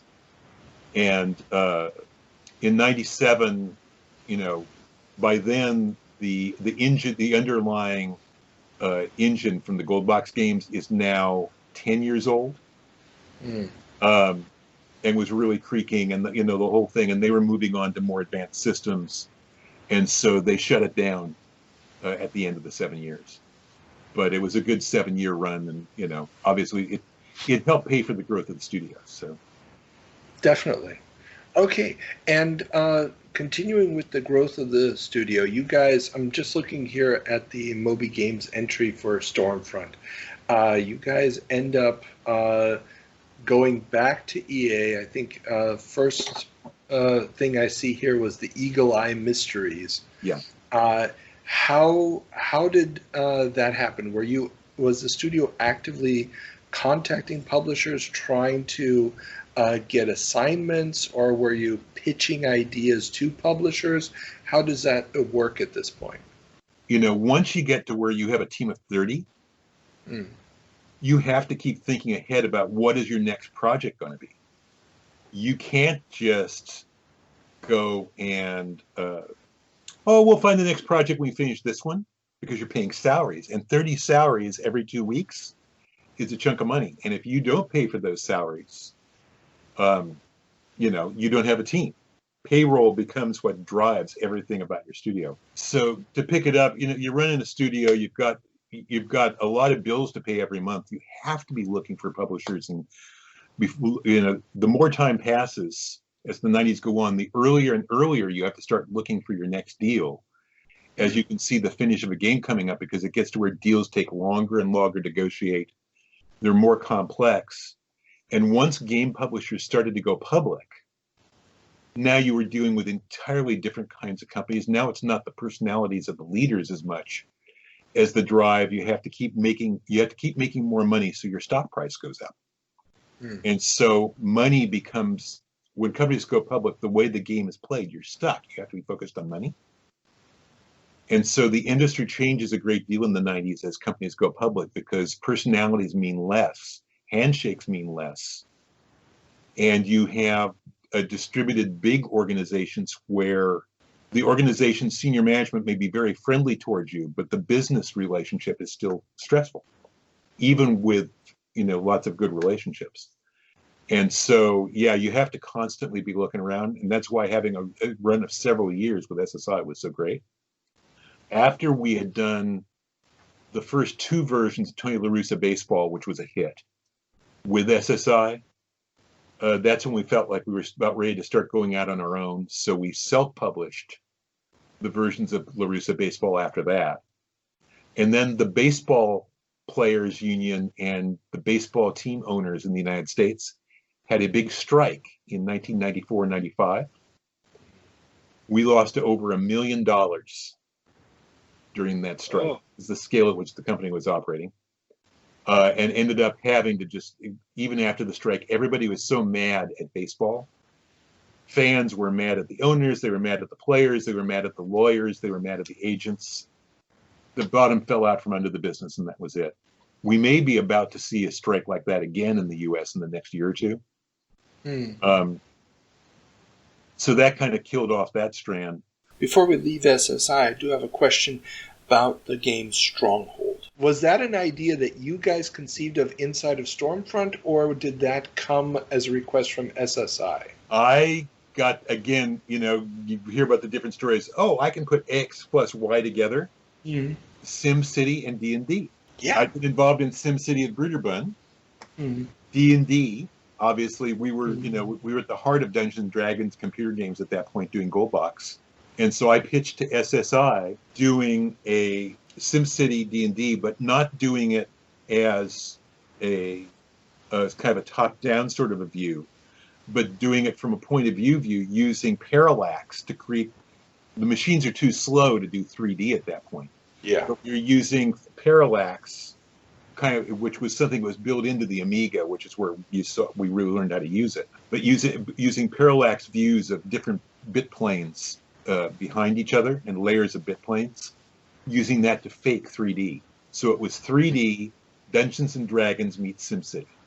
That was the pitch, and they bought it. And the problem was that by the time it shipped, So two things happened. Number one, in the game design community, it is still the game I get complimented on the most by classic game designers as their favorite game I ever designed, which I'm very grateful for. And when it came out, the market was starting to transform, so the big companies were starting to use leverage to have an advantage over the small companies, and SSI was a smaller company, and they could not push it. They didn't have the marketing budget because it wasn't a sure thing. It was kind of a wild idea, and so they did not have the marketing. We had to cut one floppy disk from the design of what we wanted to do to show it off. And that was more stuff that was for show rather than the meat of the game. And they didn't have a big marketing budget to put behind it. So it sold okay, but not great. The interface turned out to be way ahead of its time with the triangular, your ability to prioritize using the triangular, in effect, an early version of what you would think of as a mouse-driven or a touchscreen, sort of an interface faked for a joystick. But so it did great critically. It did okay commercially. Mm-hmm.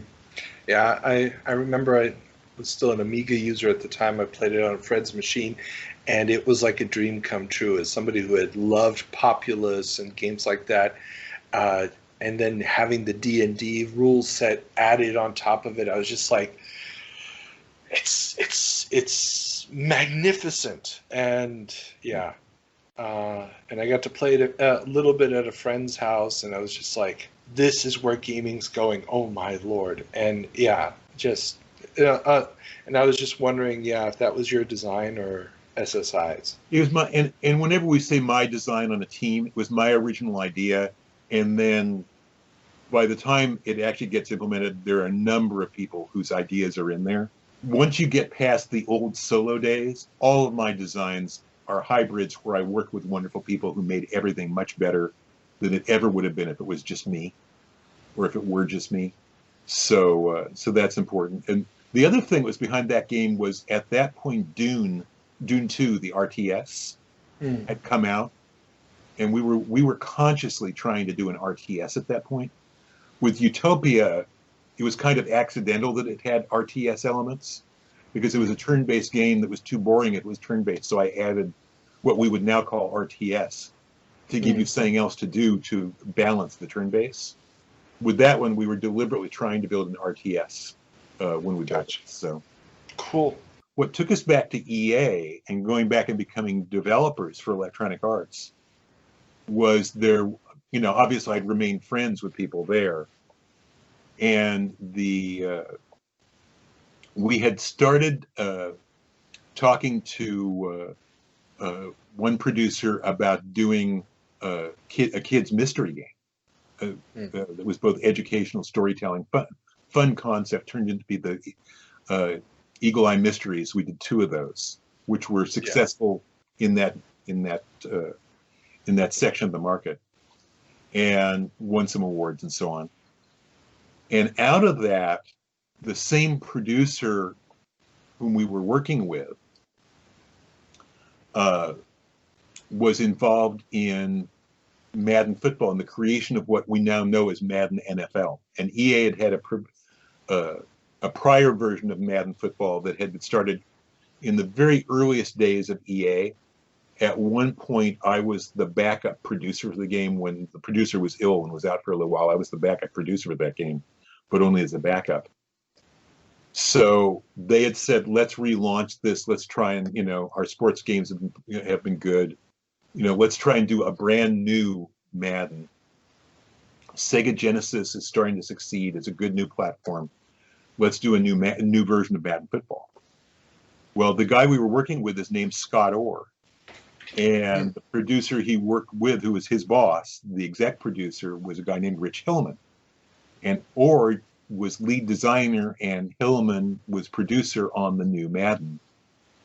Orr and Hillman, or Hillman and Orr, depending on which day it is, are the 2 guys who produced what we think of as the massive hit of Madden football, which in the U.S., is just monster hit. Not as big as FIFA, but big. And so when when it blew up and became a big hit on console, they said, well, let's do a PC version. And they brought us in to do the PC version, the first PC versions of Madden. And then as the corporation became bigger, we have this pattern you'll see all over the industry with everybody. Once something is a big money-making game, then they want to draw it inside because they have to do the results for the stock market. And paying big royalties outside looks bad. It's actually easier to justify big salaries inside for developing a game than big royalties paying outside, because it looks like a more controllable internal cost. So they took everything Madden in-house, and obviously being part of that had been good for us. And in the mid-90s, working with the same guys, we created the NASCAR racing franchise for EA Sports. And the irony is I did 2 of the first 3 EA Sports titles I was the producer on when I was an employee. But we didn't have the EA Sports brand back then. So I did Weaver Baseball and World Tour Golf. So then they created the EA Sports brand, and we were doing things for EA Sports. Same thing happened with NASCAR when it hit $100 million a year as a franchise in sales. They took it in-house, again, driven by the stock market needs. Well, the last big game we did with them was Lord of the Rings, The Two Towers, which we were assigned because it was not believed to be that big a game. When it became one of the biggest hits of that era, again, they took the later games in-house. And so, you kept having to find new things. And people ask about it and they go, how do you feel about that? The fact was, once you got past the mid-90s, you knew that was going to happen. If you produced a big hit, they had to jump through hoops to do it. It was not easy for a publisher to cut you out of it. But you knew if you produced a really big hit, you were going to get cut out at some point. So you'd take the money and run while you could, and realize you were going to have to go get other deals after that. So, and that was not just true of Electronic Arts. If you look at any of these companies as they went public, things changed, and some would be a little more one way or another. It was endemic to the industry. It was not about one company. It's about what happens when you go public. Gotcha. And was it difficult? I know you got to get going, but was it difficult for your studio to constantly be changing genres, changing the type of game that you were making? How taxing was that, and what effect did that have on the developers and their ability to be creative?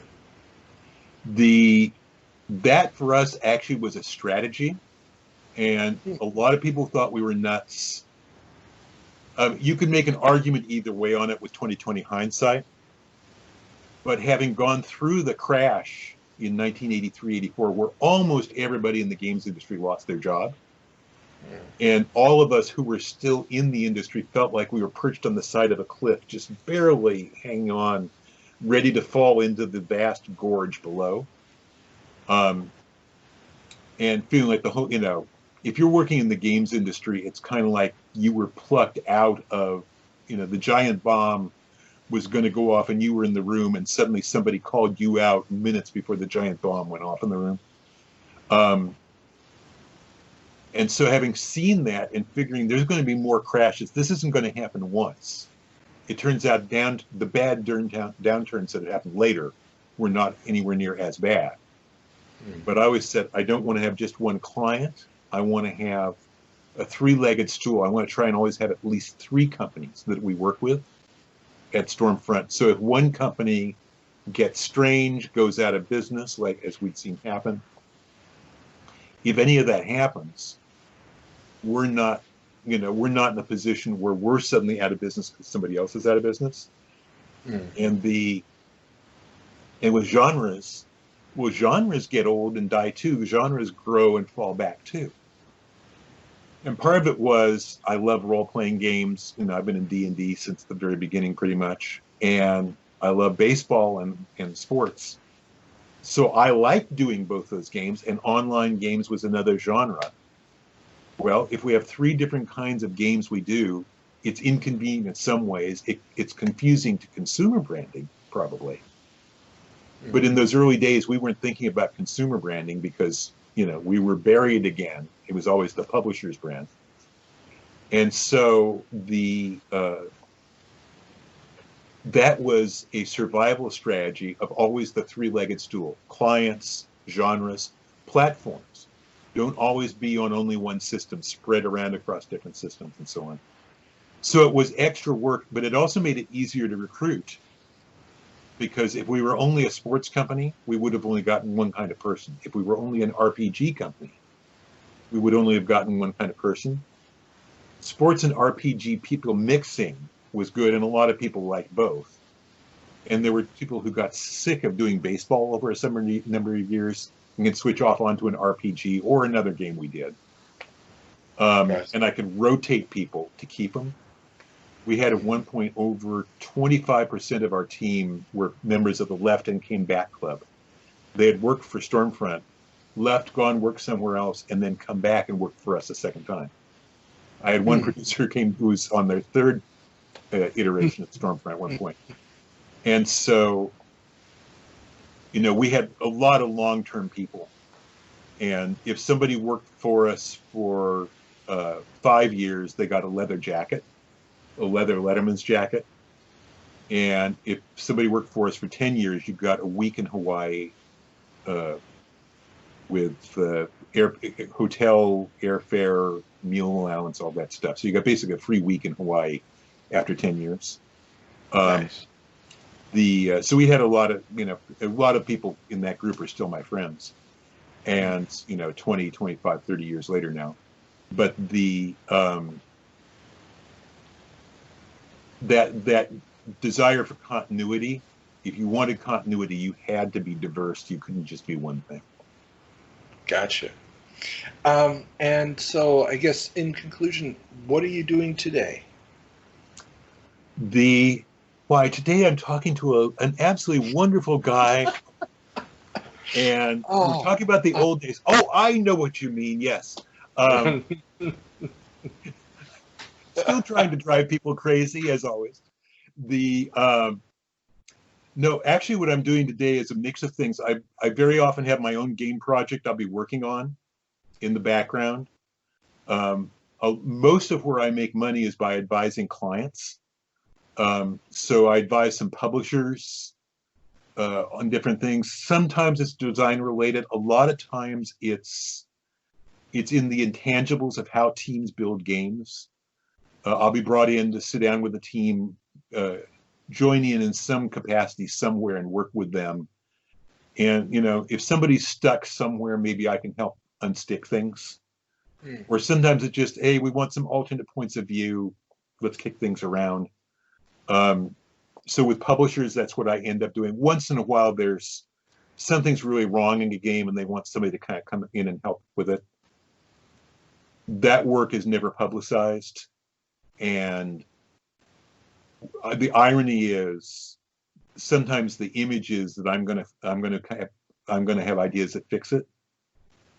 Repeatedly, I can tell you what happens is I go in and I find the team has a pretty good understanding of what's wrong. They may not know everything of what they need to do, but the correct ideas to fix whatever the problem is are already on that team.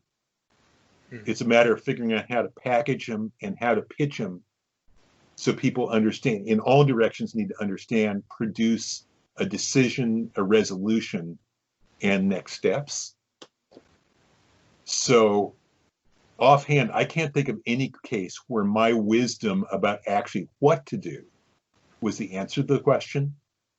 And I really do like these roles in the sense that when you find it's stuff that people already know and you're helping enable and empower them, you form some great relationships and great friendships out of it. And instead of being that guy who came into the team and told everybody what to do and seemed to know it all, it becomes something along the lines of that guy who helped us organize our thoughts in such a way that we were able to pull a plan together that was accepted and went forward, and that worked out great. And that's a very different role, and that's the role I like. At this point in my career, I have no need to be the one whose ideas are the best ideas, but helping make great games and helping great people, that's a ton of fun. That's a ton of fun. So that's a big part of my business. And sometimes indie developers will bring me in.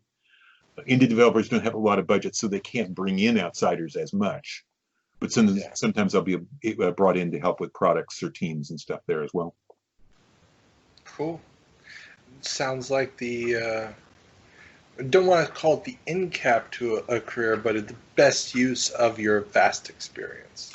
It is my current chapter, and we'll see what happens when my current game, see if I can get it to rise above the surface of the waters. We'll see how that goes. When can we expect it? Too soon to tell, but I like it. That's good. Every game I like has not shipped, I'll tell you that, but so far so good. And I'm the volunteer president for the Academy of Interactive Arts and Sciences Foundation, which is the charitable wing of the Academy. And we do scholarships, mentorships, training for students looking to enter the games industry and for early career professionals looking to develop their careers. And in particular, we're looking to expand the diversity and range of people in the industry. So underrepresented groups, people who come from unique and diverse backgrounds, trying to make sure that it isn't simply just, hey, go find the best and the brightest tech minds or whatever else. It's a matter of, to build our industry, we need to build the diversity of our industry, because we have to build the diversity of our games. And being inclusive of people is a big part of that. So that's a big part of our charter there. And I'm also an advisor at the Strong National Museum of Play in the United States, which is the largest games museum in the world, and has relationships with other museums like the Computerspiele Museum in Berlin and Digamos in Rome. So very important to save the history of our industry, because if we don't work to save it, so much of it is ephemeral and will be lost. So I work very hard at that mission as well with the Strong. All I can say is it is the Lord's work in that sense. And I think preserving game history around the world, not just in the U.S., is critical. The German games industry, as one example, gets nowhere near the respect on the electronic games side that it should. And there's been way more great work there than is recognized, certainly in the United States, having done work in Germany for the last, 14 years. I've had the chance to see it up close, and I get it, but a lot of Americans just don't understand. Europe in general, the UK has had a very vibrant games market and games industry for many years. But I think a lot of what goes on continental Europe is far less recognized and understood, and frankly, many other places in the world as well. You go to Malaysia and you find some really excellent game developers. Most Americans have no idea that that's going on, and that's just one example out of 50 I can pull out of a hat. Oh yeah, no, it's definitely, well, my own story. Growing up in Argentina, we basically got pirated software from all over the world, and we didn't care where it was coming from. So every time I'd visit friends in the U.S., I'd be like, well, what about this game? What about this game? And they just stared at me because they had never even heard of the titles or the developers. So yeah, no, it is true. And luckily through the internet and so forth, we can really share a lot of these stories and try to get some of that information out there. I think the one thing that's cool is that, in particular, Latin America, South America are now getting recognized for, because studios in Colombia and Argentina have had breakout success, and are a position where people couldn't miss them anymore. And I think more and more of that will happen as well in other places. So, hopefully, and I mean, let's face it, we all love to play games. That's right. Once people start playing games, they can't stop. It's all part of our evil plan as game makers. Almost as seductive as, would you like to learn how to use the computer? That's right. That's where it all starts. Okay, Don, I have to thank you very much, both for your generosity, giving us your time, but also just for the vast library of titles that you've helped bring to the world. Thank you. Well, thank you so much for that. This has been great fun having these conversations with you, and going back and remembering the stories and sometimes misremembering the stories and having to go back and double check things.